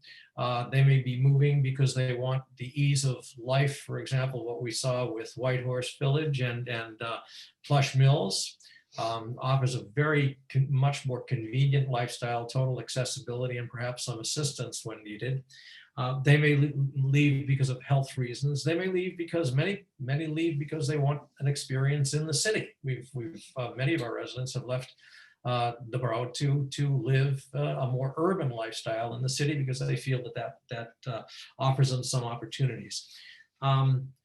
However, we do need to recognize that when many of us, especially as we are aging and a greater percentages of us are reaching that point, if we have not already reached it, that staying in and maintaining large homes becomes rather difficult. Our yards are too big. I know my wife always talks about she loves the garden, and gardening is really important, but there's work entailed. Thankfully, she does it. So I benefit from it, but she does it. The maintenance of our homes is obviously, I mean, these big old homes require constant upkeep and constant vigilance, or they start to deteriorate. We've seen that throughout town, as you all know. And just accessibility, walking up and down stairs becomes more difficult. First floor living is not necessarily very easily accommodated in some of these bigger houses. And as we know, we don't have a lot of smaller single-story, single-family homes in the borough. So what do? We start looking at certain options. And I need for people to recognize that, in fact, some of the borough has taken a rather active stance on this. And I know Ross Schmucke is here, and he's been part of all of this too, in terms of the borough, his service on Borough Council. The borough passed two major pieces of legislation, two ordinances to assist people to maintain their ability to stay in town should they choose to. The first one was in 2018.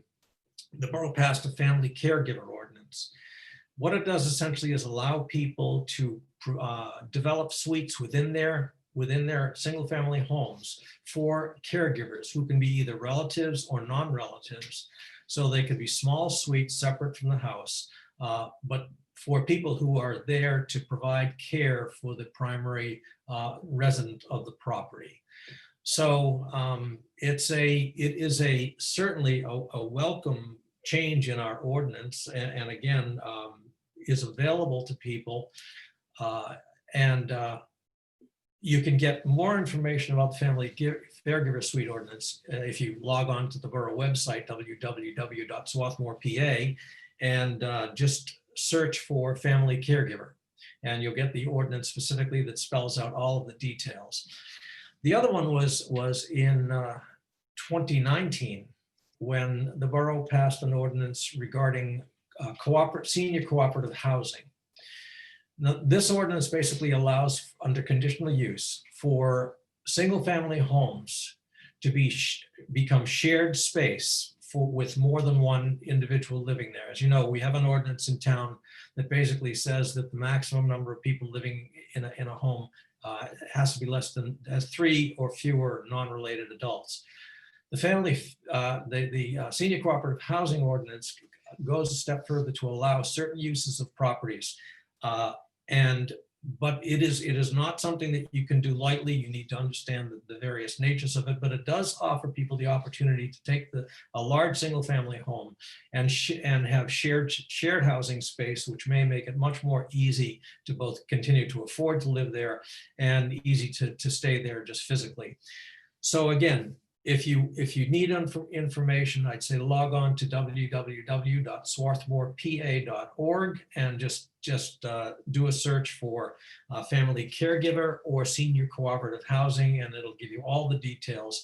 And I suspect, since Linton is here listening to this information can certainly find its way into the newsletter in an upcoming edition. And it may be something that perhaps the SSCA would like to provide a session or informational session with people talking about these options, so that the residents understand what's the nature. I think, we don't want to keep these things secret. We want people to understand some of the options that they have in town. I'm going to keep my remarks short, since basically, really, we're here to hear our two speakers today.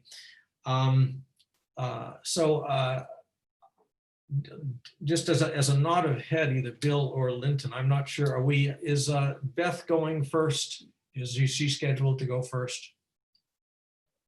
Oh, I'm sorry, Bill, you're muted. Well, I'm gonna make an executive decision, and Beth. Yes, that was the plan, Marty. Okay, so if Beth, are you there? Beth may have to unmute. I'm here. Okay, let me do I'd like to do a brief introduction of Beth and tell you a little bit about what she's talking about. Beth is a resident of Swarthmore, has been here for 25 years, lives with her husband, Steve, and raised 4 children here who are all now living away. Beth has a master's degree. She's a lecturer in communications at Wharton School of Business at the University of Pennsylvania. She's also taught and lectured at other universities and colleges around the country. A few years ago, she was asked to facilitate a forum or a study, actually, on senior housing and housing specifically aimed toward a development of housing within our downtown area.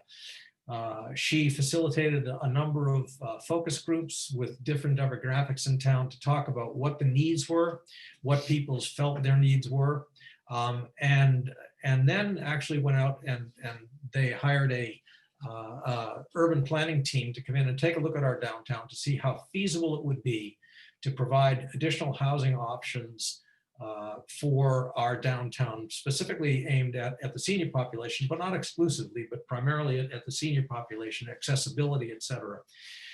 So the study itself, again, this was done by private organizations. It was an outgrowth certainly of some discussions of the Aging in Place Task Force, as well as funded through the Centennial Foundation and a generous grant also by Swarthmore College that helped fund the study. Some very interesting results of the study, I think Beth will share today. Understand these are conceptual ideas. They are not plans. That's not come anywhere near the planning stage yet. However, they are conceptual ideas that I think you'd like to hear about.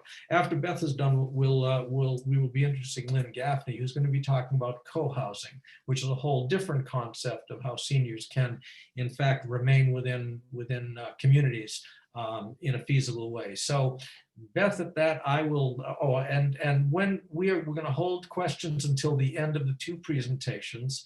At that point, we'll open it up. If you have questions along the way, I urge you to write them as chats. It'll make it go a lot faster if we can do that. I think John Paul will be compiling the chat questions.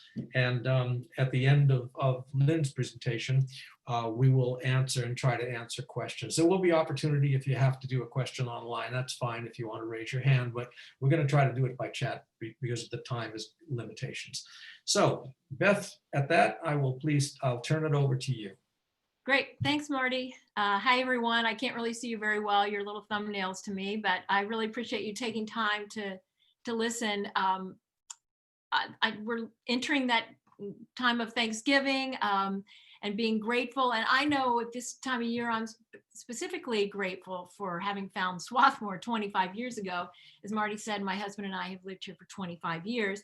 And during that time, we've had a number of friends who were older, who had large homes, who wanted to downsize and actually stay in Swarthmore, and looked around and really weren't able to find housing that was appealing to them. And so they left. And these were people who were really involved in our church, were involved in civic organizations, were actively involved socially. And so when they left, they really took with them expertise, the time they had been devoting to various organizations in town, the memories that they had of the town and the knowledge of who we were as Swarthmoreans, they took that with them. And the town really lost as a result. And so I would love to be part of figuring out, how do we keep people in Swarthmore who want to stay in Swarthmore? As Marty mentioned, I'm also on the Swarthmore Centennial Foundation. I'm guessing that most of you know the Centennial Foundation from the work that we've done.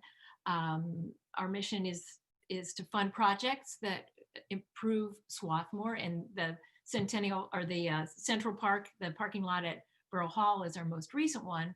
But we have spent the last 3 years really trying to understand what, in the best of all possible worlds, would Swarthmore look like in 20 years? What could really make us vibrant? And as Marty mentioned, we've talked to hundreds of people in town through focus groups. We've funded research studies, and most recently the market assessment. And we are hearing back from everyone that there is a gap. There is need for additional housing in Swarthmore Center. And it might be for, it would be for seniors, but it would probably be for maybe young professionals too, going into the city. So today I want to talk specifically about one type of housing, one possibility. And this is what I picture. I picture a new building in town that's maybe 5 stories tall. On the first floor, you've got really cool restaurants, shops, other kinds of amenities. And then above it, you've got really nice apartments with big windows that look out over the college. And again, there could be for active seniors, it could be for downsizers, it could be for young professionals. All ages could live there. This is really about 2 things. This is about enabling people who want to stay in Swarthmore to stay in Swarthmore and continue to enrich the community. And it's also about creating a more vibrant Swarthmore Town Center for future generations. Because when people live in the town center, they shop in the town center. And when they shop in the town center, that means we've got a thriving local economy. So I'm going to screen share, and let me make sure you can see. What are you seeing? Nothing yet. How about now? Got it. You're seeing one screen, housing ideas for Swarthmore Town Center? That's right. Awesome. Okay. So today what I'm hoping to do is ask 3 questions and hopefully answer 3 questions. Why are we talking about town center? Why housing in town center? Why now? And what might this housing look like? So let's start with why in town center. So we are really lucky in Swarthmore because what we have is something that a lot of other towns wish they had. We have a real downtown, we have sidewalks, and we have places where people gather, right? We've got hangout spots where people of all ages come together and meet each other. We have a train right here, and right now I know we're not using it as much, but this whole concept of transit-oriented development is what's really hot, and a lot of communities want it. We've had it for years. It's easy for people to live right in town center in Swarthmore and get into the city to go to work, to go out to dinner, to go to entertainment. We have a lot of other things in town center that would make it really easy to live and then just walk to what we need. We have a grocery store, obviously. We have a hardware store. We've got the library. We've got the college. We've got the bones for a really strong place to live for people who want to live downtown. And they're during normal times, not right now during COVID, but normal times, we've got really fun activities happening all the time in the middle of the city, right? Or the town. This is a truckathon. We also have fun fair. Obviously, we've got the farmers market every week. We have hangout spots like the new amphitheater, which have the Thursday night live concerts, but a lot of times at lunch, I know during the summer, I just go and people are eating their lunch there. Obviously, we've got Warehouse 3. And if you were living downtown and you went to Warehouse 3 and you had a few too many beers, it's not a problem, right? You can get home in just a couple of minutes. Also, what we found during COVID is people still want to come out. They still want to go out to eat. And this isn't a Swarthmore picture, but we know we've got the parklets now where people are coming out, they're having dinner. And in the research we did with the urban planning firm that Marty mentioned, it's called U3 Advisors, they recognize that the young families today are a little different than maybe when we were going out with our spouses. Families today don't want to just hire a babysitter and leave the kids at home. They want to bring the kids with them. So having a space in the town center where people can come bring their families and hang out and potentially live right around the corner is what people are looking for. And so when we ask, we tried to the Swarthmore Centennial Foundation, summarize what we were hearing from the focus groups, from the different research firms that we had hired. Here's what we heard: that what Swarthmoreans really want in town center is more diverse eating and drinking establishments at different price points, more diverse housing options right in the center of town, more gathering places, even that we already have, collaboration spaces, maker spaces, and a real community center with things like art studios, performance places, things like that. So I don't know if this is, if it's easy for me just to get a sense, does this sound right to you? Does it seem like this is what you would expect to hear that we found? Sounds good. Yeah, okay. Okay, so obviously a big important part of this is this idea of more diverse housing options right in the city, right in the town. So why town center? Well, for a lot of these reasons. So the second question is, why is now the right time? And I'm guessing there's some people who may be thinking, this sounds interesting, but there are really no properties available where we might build something like this. And that's a good question, but it may be that things are going to start to move. And I would say that compared to where we were 10 years ago with this question, it's much more likely that the timing is right now, that there might be something available for us to work with. But let's look at the demographics about the demand. And I know you probably feel or the demand, or you're hearing about the demand from people that may be thinking these questions, but we can actually look at the numbers. And so what this graph is showing is over time how the demographics in Swarthmore have changed. So across the bottom, we've got on the x-axis ages, but then you can see what were the age distributions in 1990, 2000, 2010, and then our most recent numbers we have are 2016. And for example, if you look at the top line, 1990, the bulk of, or the highest group of the age group was that 35 to 44-year-olds. And then of course in 2000, they were still living in Swarthmore, so the biggest age group in Swarthmore was a 45 to 54-year-olds. Now we're looking at them being 55 to 65 and even 75.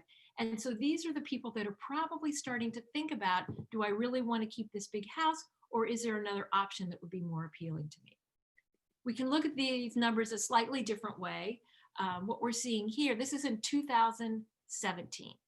So the blue bars are kids under 17. Of course, we've got the green bar, that's pretty consistent, the Swarthmore College students. The orange bars are those young families with kids still at home. And then we see the dark blue bars are the empty nesters that we're talking about. And then the light blue is seniors. But here's what's interesting, I think, is how it's changed over the last 17 years. So this next one looks at the change. So we can see that the dark blue bars, the empty nesters, this is the population that has increased over the last 17 years. These are the people that are still living in their big homes. 43% are between 55 and 64, and then another almost 30% between 65 and 74. This is the group of people that are going to be making a decision sometime in the next 10 years probably, where am I going to go? Do I need to keep this big house? And if not, what are my options? So this is part of the story of why the timing is right to look at something now, because it takes a number of years to get a project like this going, as you can imagine. And if you look at in the bottom graph, the light blue, this is what happens when we don't have housing options that are appealing in town. We lose the seniors that could stay and enrich the community. So what are the options? And Marty alluded to this. We're mainly single family homes. Almost 75% of the houses in Swarthmore are single family. 14% are multi-family housing. These are with units between 2 and 10 units in them.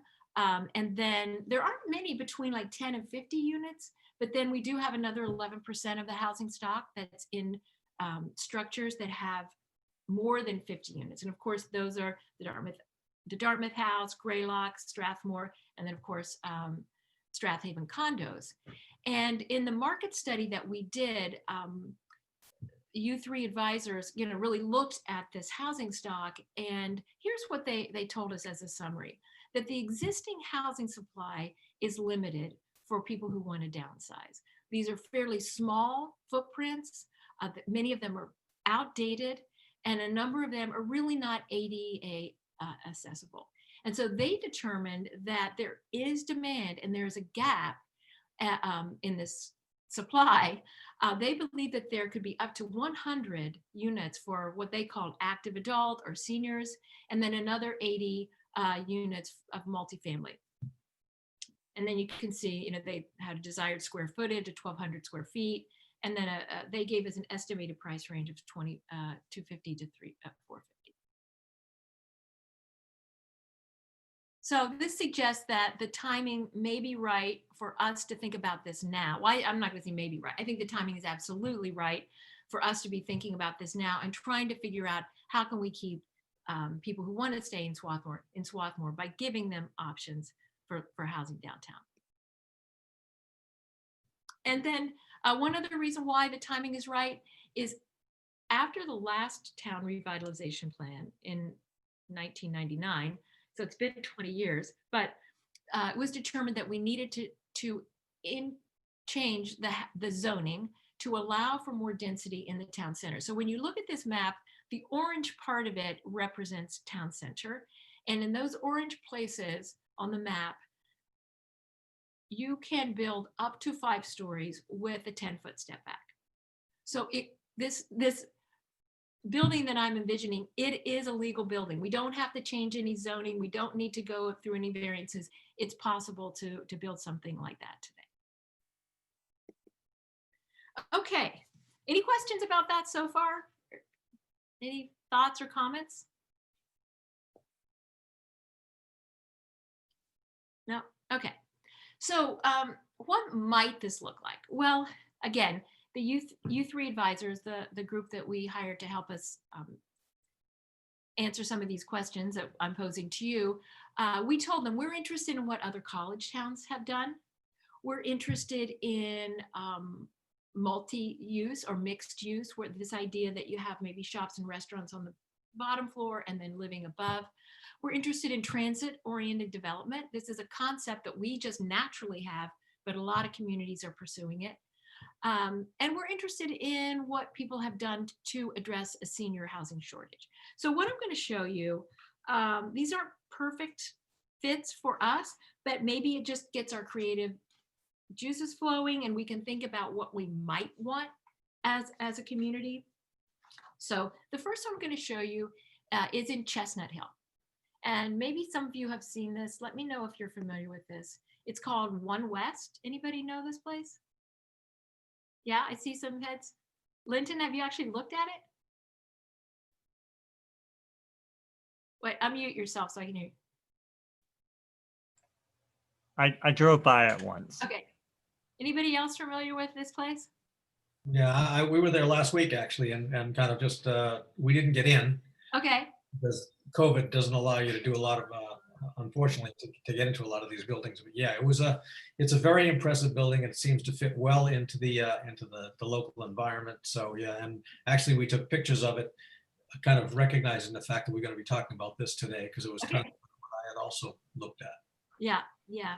Steve and I did go to, it's been, gosh, it was before COVID. So I guess it was maybe almost a year ago. We did go, you know, looked at, pretended like, well, we were shopping. Yes, we are looking to downsize potentially. So, but anyway, it was interesting to see what they had to offer.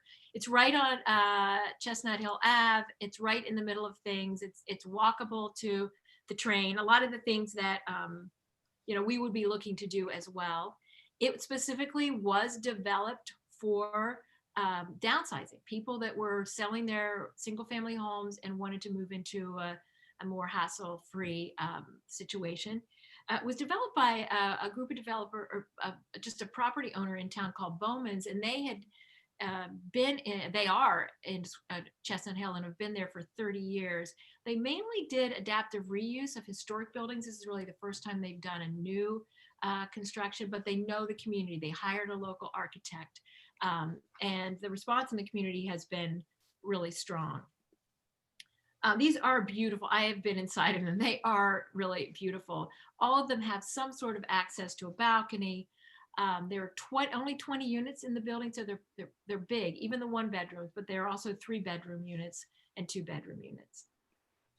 Here was kind of a view of some of that outdoor space, especially the ones that are up on the 4th and 5th floor. You really get a lot of outdoor space.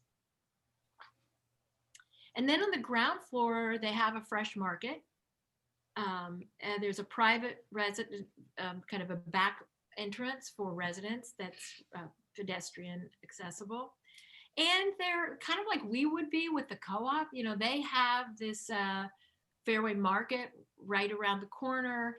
This is a place that does, you know, has a lot of community activities and events that happens right there. And then of course the shops that are nearby, it's very reminiscent of what we would have in Swarthmore. So it felt very familiar. Now the one downside I would say to this is these are expensive. These, I'm not sure, maybe Marty, did you get a flyer? I don't know if they've dropped their price at all, but when we were there, they were going in the $850 to $900 range. No, I didn't see what the prices were, and I figured that it was going to be more than we were going to be able to. Yeah. So I mean, it's a benchmark we can use. It's an idea. I think they've shot a little higher than we need to shoot for something we would do here, but it's a nice thing to look at and just consider. But let's look at some other options. Right down the road in Ardmore, this is condo we've been looking at obviously at Chestnut Hill. In Ardmore, it's apartments. And there's this one opened in 2018, and it's called One Ardmore Place. It's right on Cricket Ave, if you know Cricket Ave in Ardmore. And they have restaurants on the first floor and shops. And 1, 2, and 3 bedroom units that, as best as I can tell, they start at about $2,000 a month. So again, they are on the high end, but they have a lot of amenities. This one offers a lot of common amenities. For example, they have outdoor space. This is actually a green roof over their parking lot. They have outdoor grills here, this large television, obviously the fire pit. Inside, they have some common areas, like a bar, a game room kind of thing where residents can congregate, and they have a workout facility there. So this is kind of another model. This is more the rental model, not necessarily geared towards the empty nester. This is also a transit-oriented development, though, because it is looked to easy walk to the SEPTA line, to the Amtrak station, and to a high-speed rail to Norristown. Anyone familiar with this property? Yeah, I am, Beth. Yeah. Okay. Have you actually been to it? Just buy it. Okay. I like to walk by these places. I guess. Okay. Also, a little farther down the road, we have a place called Eastside Flats. This is in Malvern. This is a much larger building, much larger than what we would want to do, but it's a different, it's a slightly lower price point. They have the same model, though. They're very close to the Malvern train station. They have restaurants and shops on the first floor, and then apartments above. These apartments are slightly smaller, just 1 and 2 bedrooms that go for around $1,400 a month. Pet friendly, really geared towards some of the amenities. They have a Wi-Fi lounge, a business center. They actually have a swimming pool. There's a movie theater in the building. They have a yoga studio. They run spin classes. They have extra storage for their residents. Anyone familiar with the Eastside Flats building? Yes. No? Yeah. Yes. No, I am. I don't want everybody to get the impression I'm trying to move. So I just happen to travel around a lot. Okay, I'm gonna challenge Marty. I'm gonna maybe guess that this is one that you haven't seen. This one is up. Oh, I watched him say yes, he's seen it. This is up in Morristown, New Jersey. Have you been up to 40 Park? I have not. Oh, all right. Okay. I'll go tomorrow. So Morristown, New Jersey is about 35 miles west of the city of New York. There's a train there, easy access right into Manhattan, which is a part of the appeal of this. This is a condo building. These are not apartments, these are condos. 7 stories, kind of upscale restaurants and shops on the bottom floor, right across the street from the Morristown Historic Green, which is a nice feature. And then, like I said, they have a couple of nice restaurants in the building. These units go for about $400,000, which I'm thinking might be a little more in the range of what we were thinking about. But they look like, from what I can tell, looking at the pictures, and we don't have Marty to verify this, but it looks like a nice option that they've identified there. Again, it's transit oriented, so they can get into the city, but it's got the shops and the restaurants right there for people who want to take advantage of those things.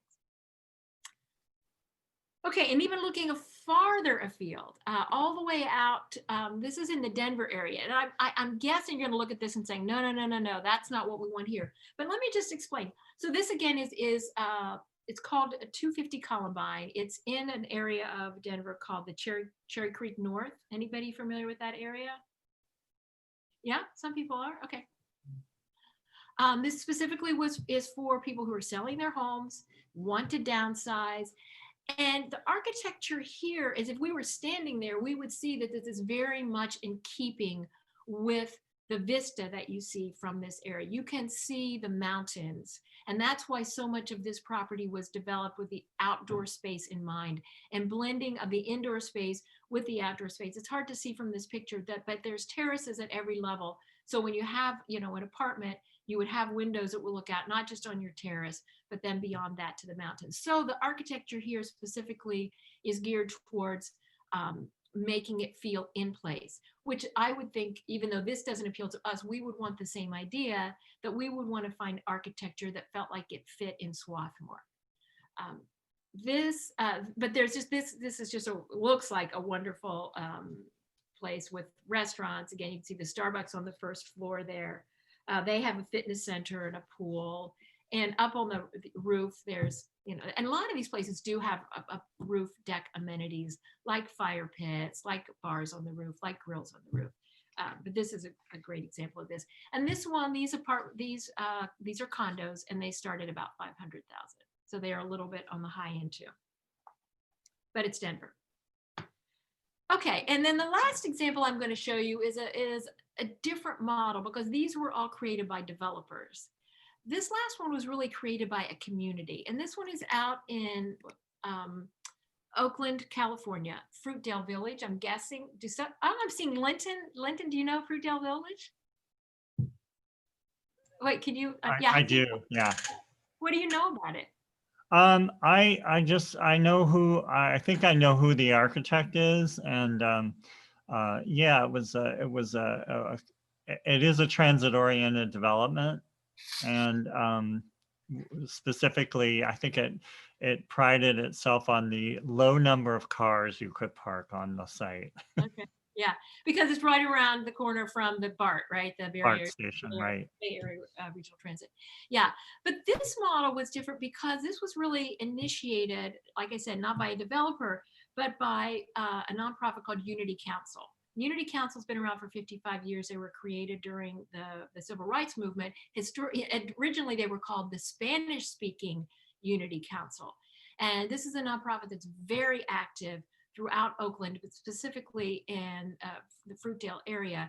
They help with jobs, education, and a variety of services. So this includes a number of affordable housing. It's a real mixed income community. There's a dental office, there's a medical office, there's a senior citizen center. There are the offices for a number of nonprofits, in addition to the restaurants and the retail.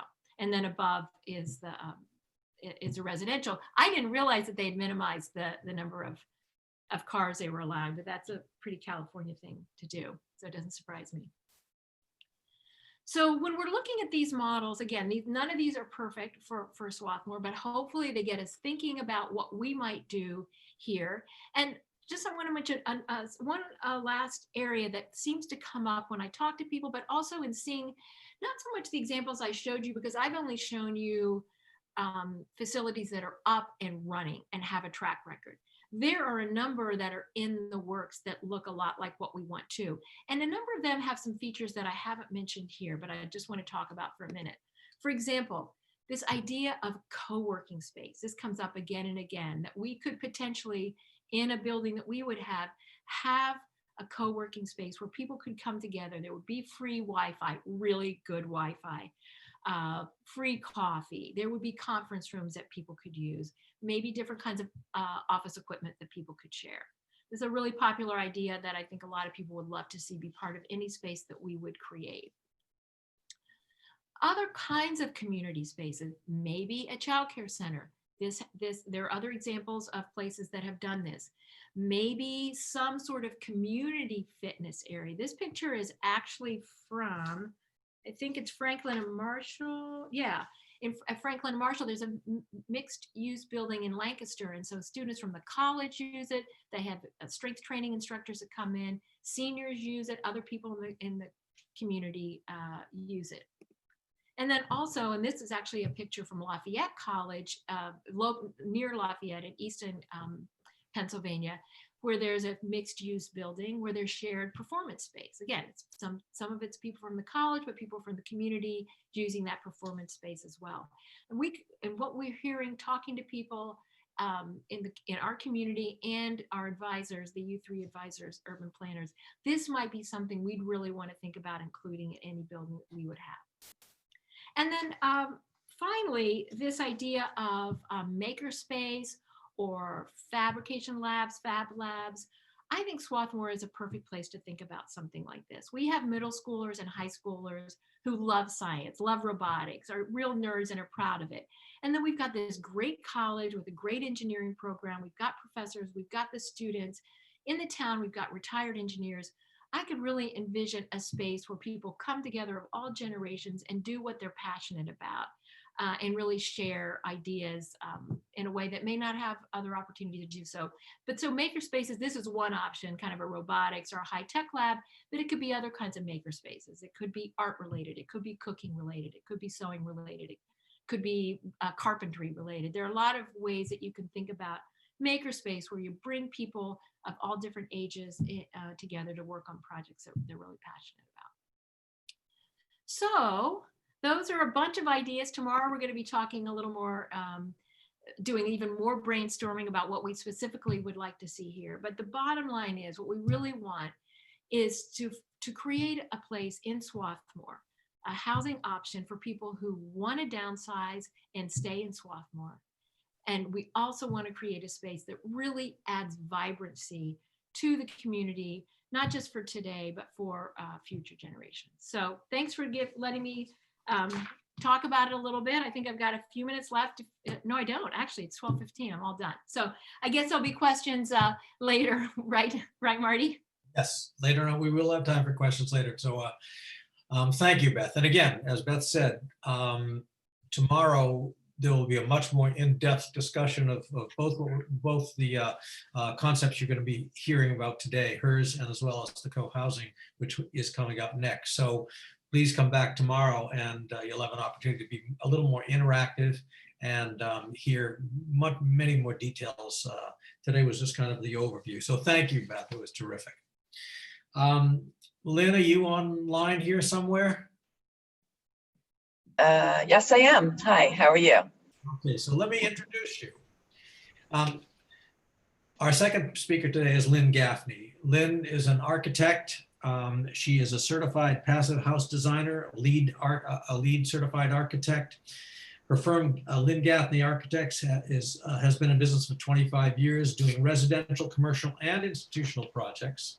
She's looking now to expand her architectural practice to include intentional communities, which she can explain a little bit more than I can, as well as co-housing. She's an affiliate of the 500 Communities Program, a group of professionals across the country bringing their diverse expertise in co-housing development. Lynn started Co-Housing Opportunities Group to increase awareness of the co-housing and intentional community concepts. She's currently consulting with co-housing groups across New England on site selection and group dynamics. So without further ado, Lynn, the stage is yours. Thank you so much. I appreciate it. And Beth, thank you so much for your presentation. I found it really fascinating. And I think there's a lot of topics that can kind of coincide, co-housing and what you're speaking about. So I'm going to quickly share my screen here. Let's see here.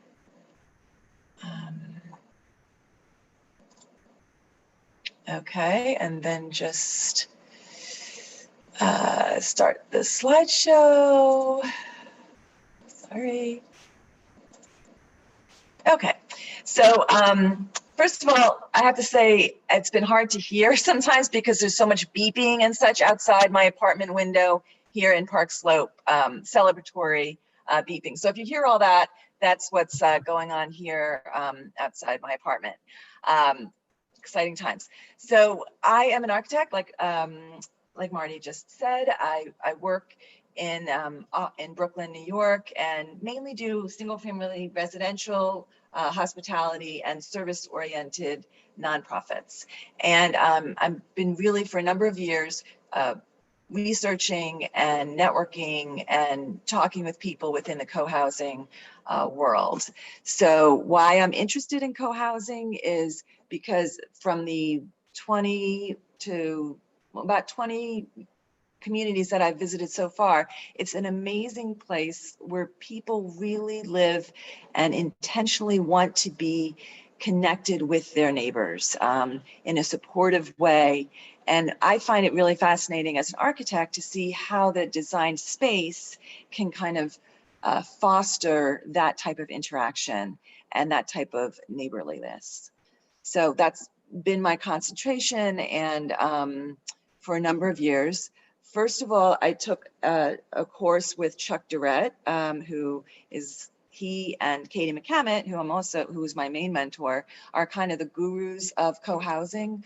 They in the United States, they brought co-housing here from Denmark after studying there in the 80s. And so I took a course with Chuck Durrett about senior co-housing and facilitating those type of groups. And with Katie McCammett, I'm in her 500 Communities program, which is a training program that she does, and then kind of an affiliation that continues on of co-housing professionals that help with development, because many times co-housing groups that form, they can be talking about co-housing for many years before actually moving forward, because it's a whole development, and it's good to have professionals involved of all different sorts, project managers, architects, of course you need, but early on site selection from professionals, project managers, marketing, salespeople. These are all people that's great to help advise. So what I've done alongside my architecture practice, which is Lynn Gaffney Architect, I created this co-housing opportunities group, which really is there to kind of bring awareness to about co-housing to people in the New York, New Jersey, Connecticut, Pennsylvania, New England area. More awareness, I should say. There's certainly is a lot of awareness. So what is co-housing? I will go through, today's presentation will be much more of an introduction, and then tomorrow's will be kind of really how to implement that there in Swarthmore, and kind of creating a group and forming a group. But to start off, what is co-housing? They're very different. All different co-housing communities are very different, but they have some very basic similarities of intentional community. They are designed and managed and owned by the residents themselves. So that's kind of a big deal, that it's not, usually it's not developer driven right from the beginning, that there's a core group of residents that really want to live in this way, and they start to build community and build friendships and get people involved. So that's a main part that the residents create. The next point is that the community itself is kind of valued and more than your individual needs. So it's a little bit different than some people think on a natural basis, the whole independence that we have here, certainly as Americans. But it's the idea of kind of giving up some part of your individual needs for what would be greater for your neighborhood, your immediate neighborhood. Sustainability, which is a big part of architecture in general, and another reason I'm so interested in this type of work, is very much part of all co-housing communities. It's one of the first things that is on a mission statement for a group, that they want to live in an area, in a home and in a neighborhood that's very green as far as passive house or LEED, but also that is that's just a lifestyle choice is sustainable in the sense of that's usually close to a village, close to transportation, that the people live in a manner that is healthy and gardening and what people enjoy doing outside. So, and then a big part of co-housing, similar to some of the developments that Beth just shared, there's a lot of amenity spaces.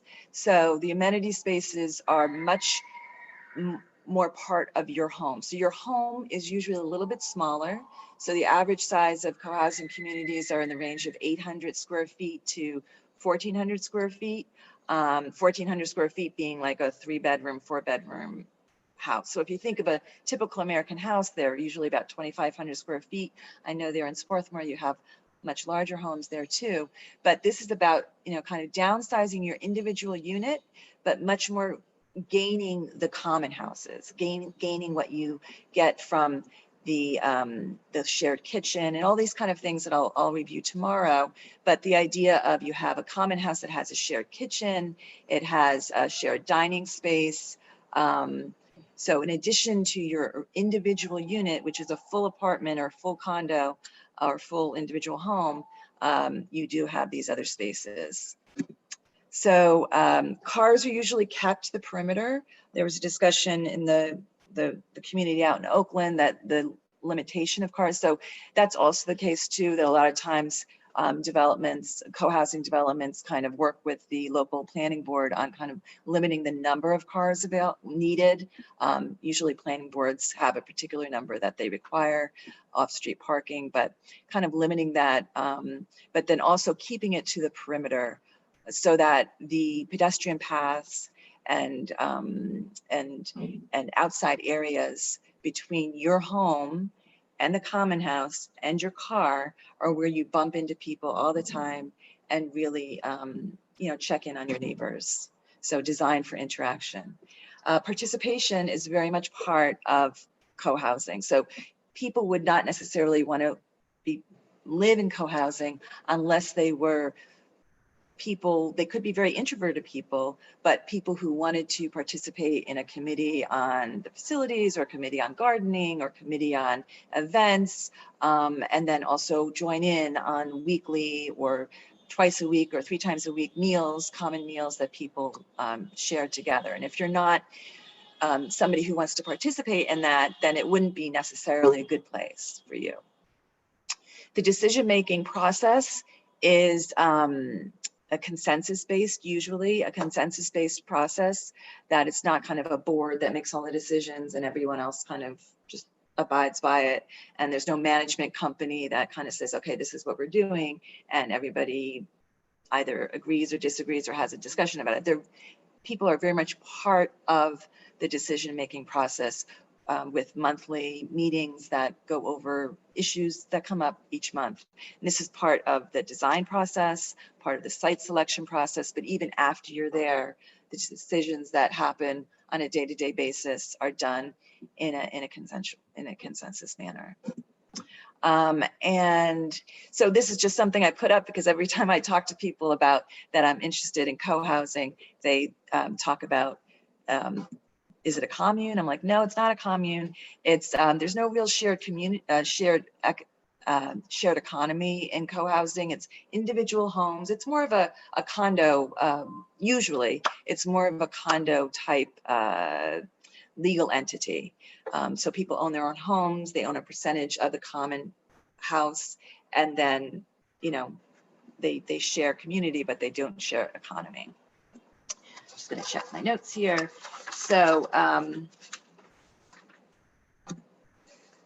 as far as what these communities tend to be, in these last slides, I showed a number of co-housing communities across the country.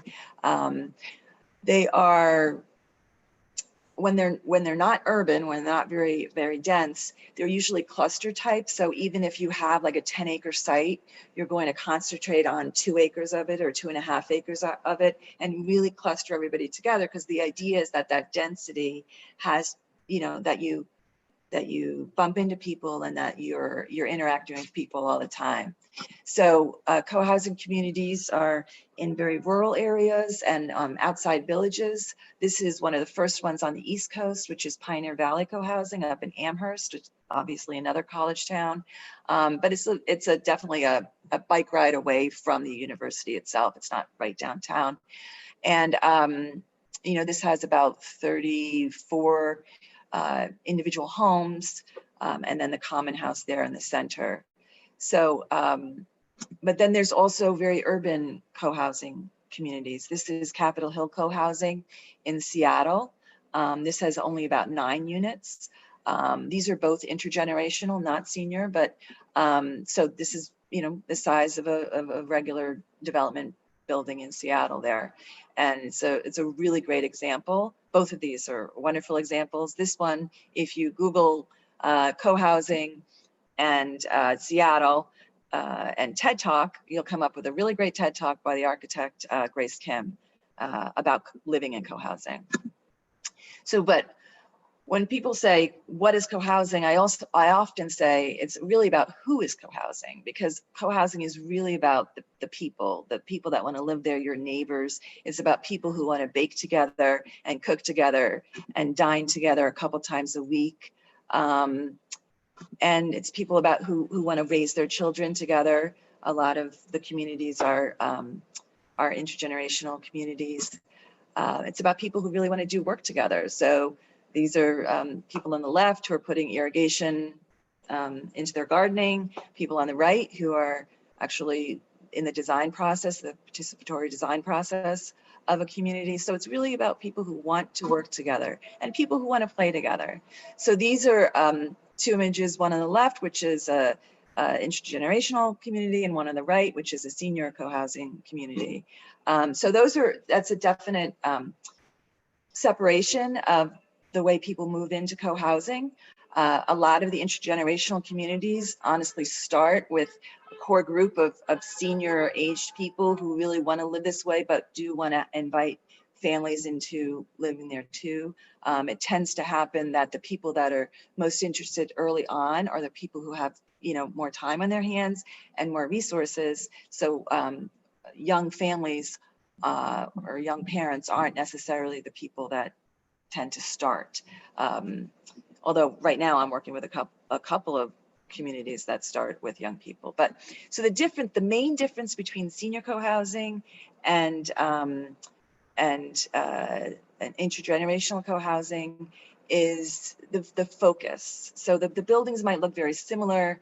It's about the focus on the family, on you know, working parents and kids, and while there might be many empty nesters that live in these communities, the kind of focus of the design, of the priorities, of the activities tend to be on the family, whereas in senior co-housing, it's you know, that the focus is on the people that are living there, the senior, you know, a empty nester lifestyle, whether people are working or retired, and that's the focus of the design as well as the activities.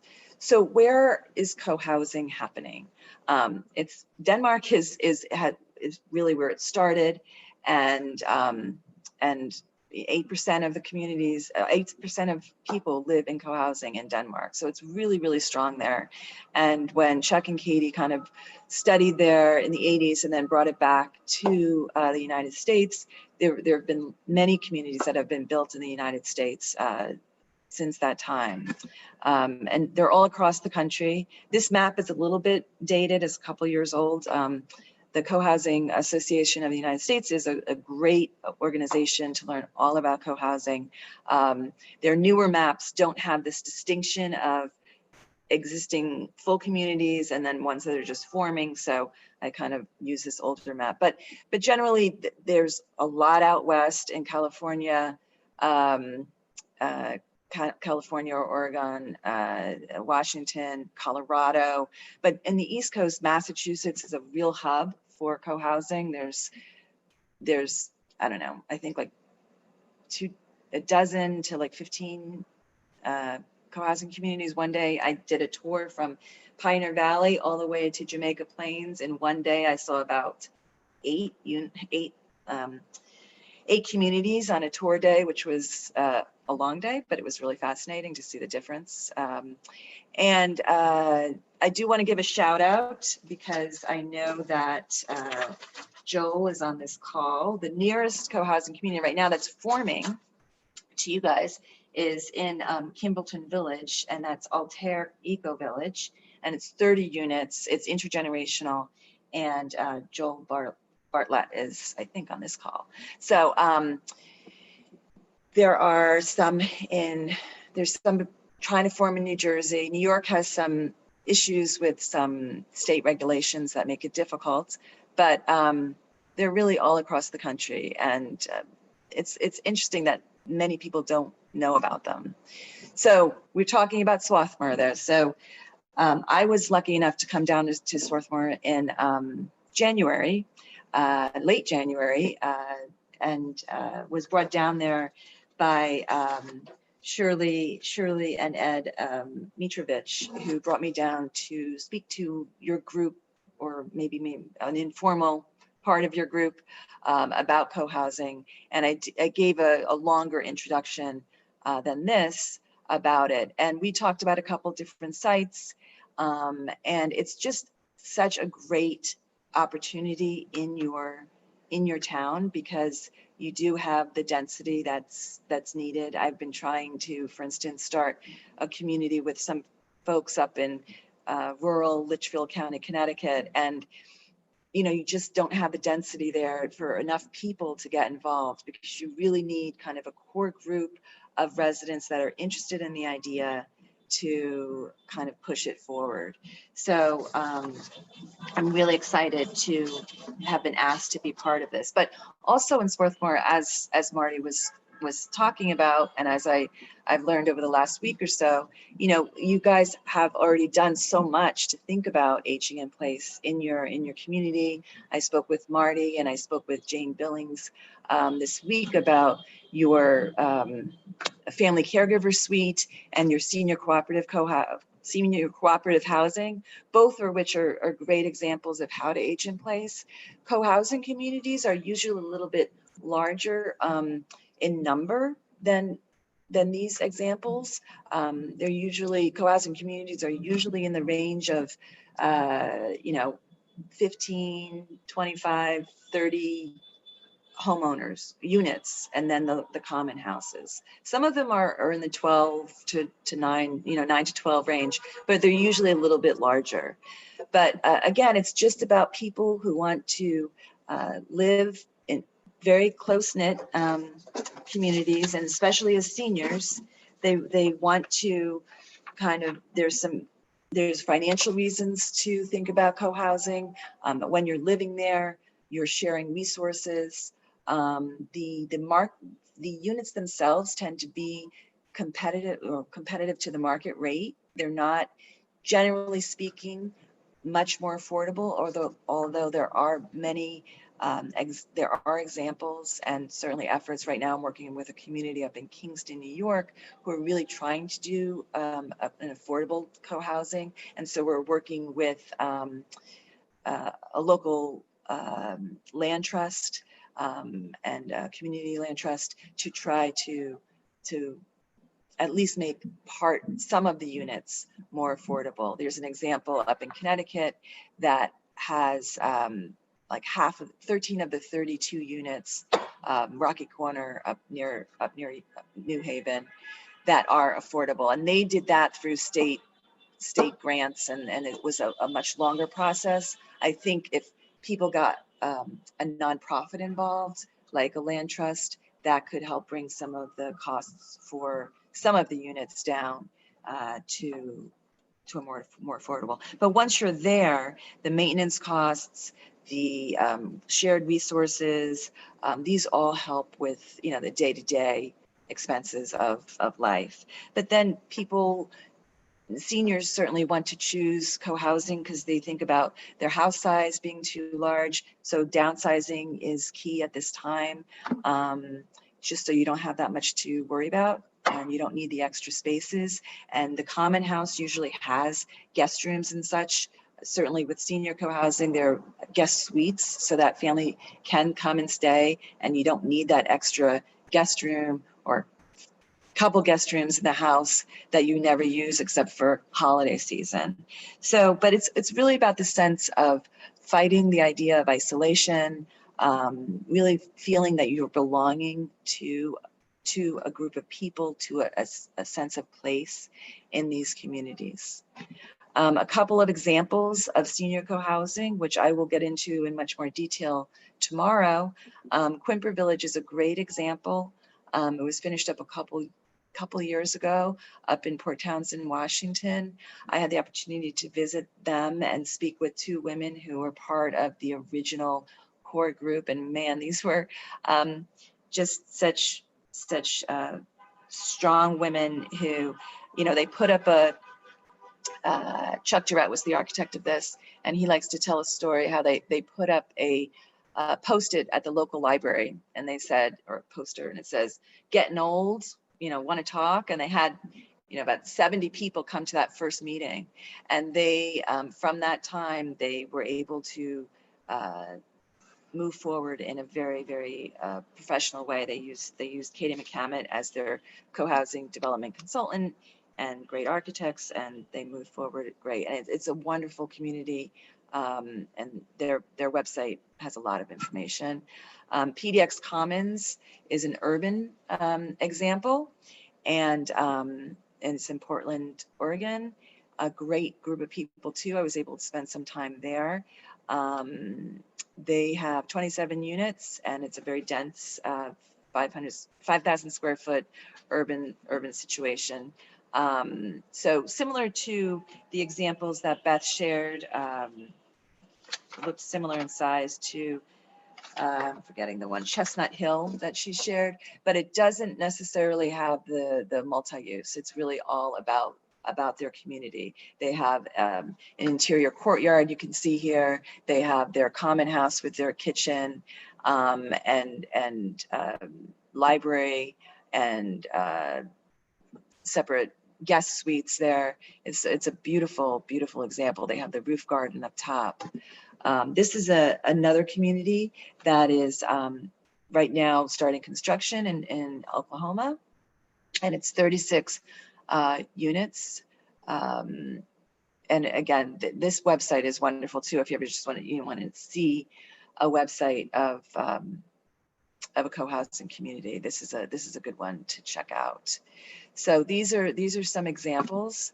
And then tomorrow, what I'll be touching on is, you know, the why, continuing on the why, like why would you want to kind of come together in community and live in an intentional way with your neighbors. The what, like how to describe the common house in much more detail, what it entails, what your actual units look like, give a lot of examples of what co-housing units look like. The where, we could speak about where in Swarthmore there could be a possibility of co-housing. When I was at my last meeting, a lot of people were really interested in talking about Morganwood, the community, the development of really awesome mid-century modern homes that I was able to walk through with Shirley and Ed back in January. That, you know, there might be something there. And then also just a site that's vacant on Dartmouth Avenue. You know, I understand from Jane that there's not that many vacant sites there in Swarthmore, but there are some that certainly could have a co-housing community of like a 12 unit type community. I think it's also interesting to talk about the cooperative housing, senior cooperative housing that's part of your ordinance at this point, and think about that could be situated or developed in a way that it's co-housing. I was saying to Jane the other day that it would be interesting if there were two large homes that were next to each other that that people wanted to think about kind of combining those two homes into one co-housing community, not for like 4 homeowners, or 4 units, but more like 8, which would be a much more workable number, so that you get that kind of shared sense of community. And then the when is, you know, when people get together and start to join, you know, talk to Shirley and Ed and others that are interested in this idea in Swarthmore, and start to bring in professionals such as myself to help with site selection, and start to have monthly meetings. People, again, during COVID, it's all about the Zoom meeting, but people just taking walks together and having monthly potlucks. I guess during the summer they would do picnics, a lot of co-housing communities have been forming during this time of COVID. So it's been very impressive across the country that they still move forward. And then the how. So that'll be much of what I speak about tomorrow, about the process, you know, the pre-design process of site selection, building your group, the design process, about the participatory design process, which is a bunch of weekend workshops that go through first the site design, then the common house design, and then finally the unit design. And then the idea of how, you know, financing works for this, and how people, generally what happens is groups or the core group kind of form an LLC together to kind of purchase lands and such. And then in the end, they become more of a HOA, similar to any type of development community. So this is just a quote that I like to end on, that, you know, individuals never doubt a small group of thoughtful, committed citizens can change the world. Indeed is the only thing that ever has. So really taking it as inspiration that, you know, a few couples can start this and really move it forward and get the place that you could age in place with neighbors that are incredibly supportive. I thought I'd have time for a little video from a website, but I think I'm at my peak. What do you think? Unfortunately, if we want to keep to the 1 o'clock end time, then we have 15 minutes. I mean, this is amazing how between the two of you, we've, without any prompting, we're exactly at 12:45, which is where we wanted to be. Okay. So I'll share it. I'll share the video tomorrow, but there's a couple of videos on. Perfect. I think there'll be a lot of opportunity tomorrow for it. So thank you, Lynn. And Beth. I mean, thought-provoking, really well presented. I look forward to seeing the presentations tomorrow for a little more detail, and I'm sure many of us feel the same. So, John Paul, have people been sending in chat questions? There's only been one from Linton so far. Okay, and asking how about air rights over the SEPTA parking lot? Oh yeah, that would be easy. Well, we didn't talk about whether it'd be easy or not. Well, that's true. I guess it's easy. Nothing is ever easy. It's just you just work at it. So I guess if people would like to send in chat questions, that's great. If anybody wants to raise their hands, John Paul, can you see people on the screen? I can only see a few at a time. Yes, I can see some people. All right. So if anybody has a question and wants to raise their hand or put up a little signal, if you remember how to do that, please do. If someone wants to virtually raise their hand, they can go to the participants window. And under more, there should be raise hand. And Heather Jorgensen, I think your hand is raised, I see. Can you unmute yourself? You have to unmute. Yes. There you go. This is not a question on topic. It's a question, or rather it's a remark about use of Zoom. Although, Lynn, you might have already employed it and it might not have worked, but in case it's also in play tomorrow with Celebration. When setting up and getting online, if you go to about the last option you have, and that's advanced, whatever it says, there is an option that's supposed to help screen out extraneous unwanted noise. And it may help for the noise that's seeping through with the merrymakers outside your space of living. I don't know if you've put that to use, but it might help. Thank you. Anybody else have questions that perhaps is on topic? Let's see. While we're waiting, maybe I'll just say that for the workshops tomorrow, were you going to explain how people get into those? And is it the same way as today? Yes. But different Zoom addresses. Is there a difference?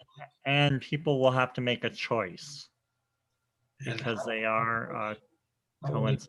How will they get that information? Okay, I can explain it then.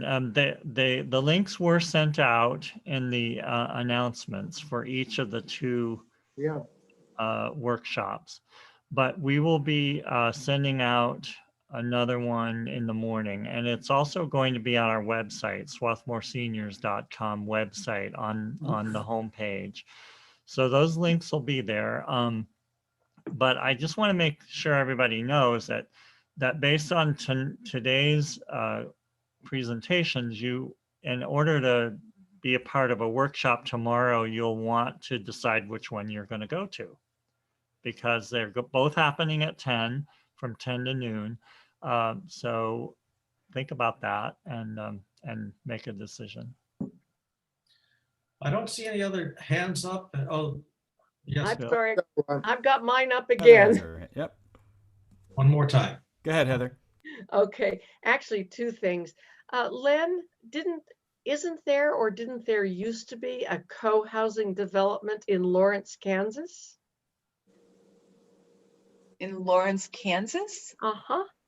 I'm pretty sure there is. I'll have to check I'm not sure about the Kansas one. There's many, so I'm not sure Because I about. remember that was the first time I had heard or seen of such a thing. I lived there, I don't know, 10 or so years ago, and I was quite intrigued. I'll Okay. check on the Lawrence, Kansas one and be able to speak about it tomorrow. But yeah, I mean, whenever people go and visit one or have a friend that lives there or a sister or cousin, they're always impressed and intrigued. Yeah. Yeah. And the other question I had, would it be possible tomorrow to bounce back and forth between the two sessions? Is there anything that would prevent one from doing that? No. And Linton, I just want to jump in here for a second. This is Beth. I don't see mine lasting 2 hours, to be honest. I'm going to be doing a lot of brainstorming and coming up with ideas, and I think we can accomplish that in an hour or slightly over an hour. So I don't know if that makes a difference to people or not. Good to know. I see Marlene had a question about what are the two choices for tomorrow. And I think basically the two choices for tomorrow are either sit in on the session with Beth about the downtown urban housing developments, or sit in a session with Lynn on the co-housing issues, or as they just talked about, you can bounce between the two as you wish. But and Linton, everything is going to be videotaped and recorded. That's exactly right. Anything that you don't see tomorrow, if you don't have an opportunity to get into both, you can also obviously go on and view them later on at your leisure. So Bill, you had a question or a comment? Question for Beth and perhaps for you also, Marty. Am I unmuted? Yes, you are. Okay. I was just curious in terms of town center development, where things stand with regard to available real estate. In other words, if we're going to do something in the center of town, has there been any movement towards property being available? Well, I will speak to that a bit. I mean, that's the key to any downtown or any development. Yes. I mean, and is there anything specific that is now currently on the market or up for development right now? We're hoping that things happen in the future. Right now, things stand where that there may be some opportunities downtown that we didn't have in the past. But right now it's still, the owners still own the properties that. So there's nothing specific happening that, yeah. Nothing specific to report. Yeah. Got it. And if there are no other, I just wanted to really express my sincere appreciation to everybody who helped organize today. It was a great day. It was a great topic. I think it's an important jumping off point to get a conversation started about the future of this town.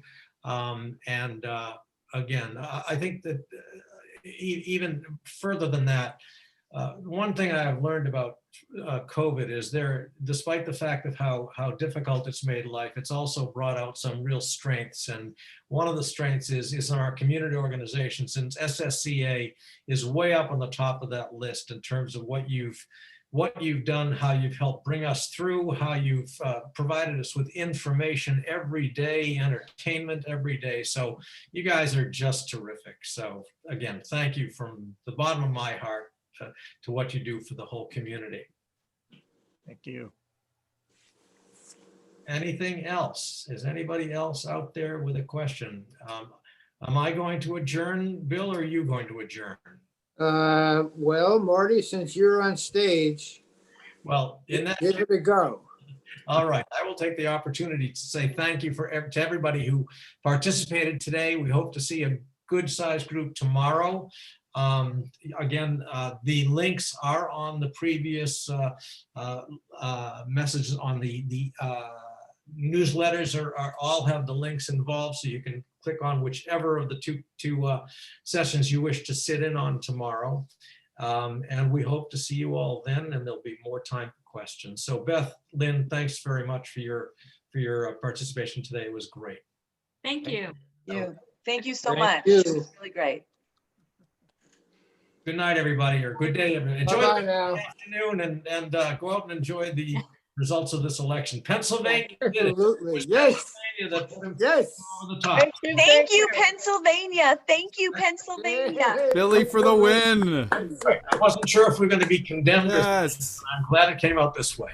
Oh, All right. Good night. All right. John Paul, thanks so much, John Paul, for everything that you you're did today. very welcome. So easy for everybody. Thank you. Yes, thank No you. problem. Thank you, one and all. Bye, everybody. Good sessions.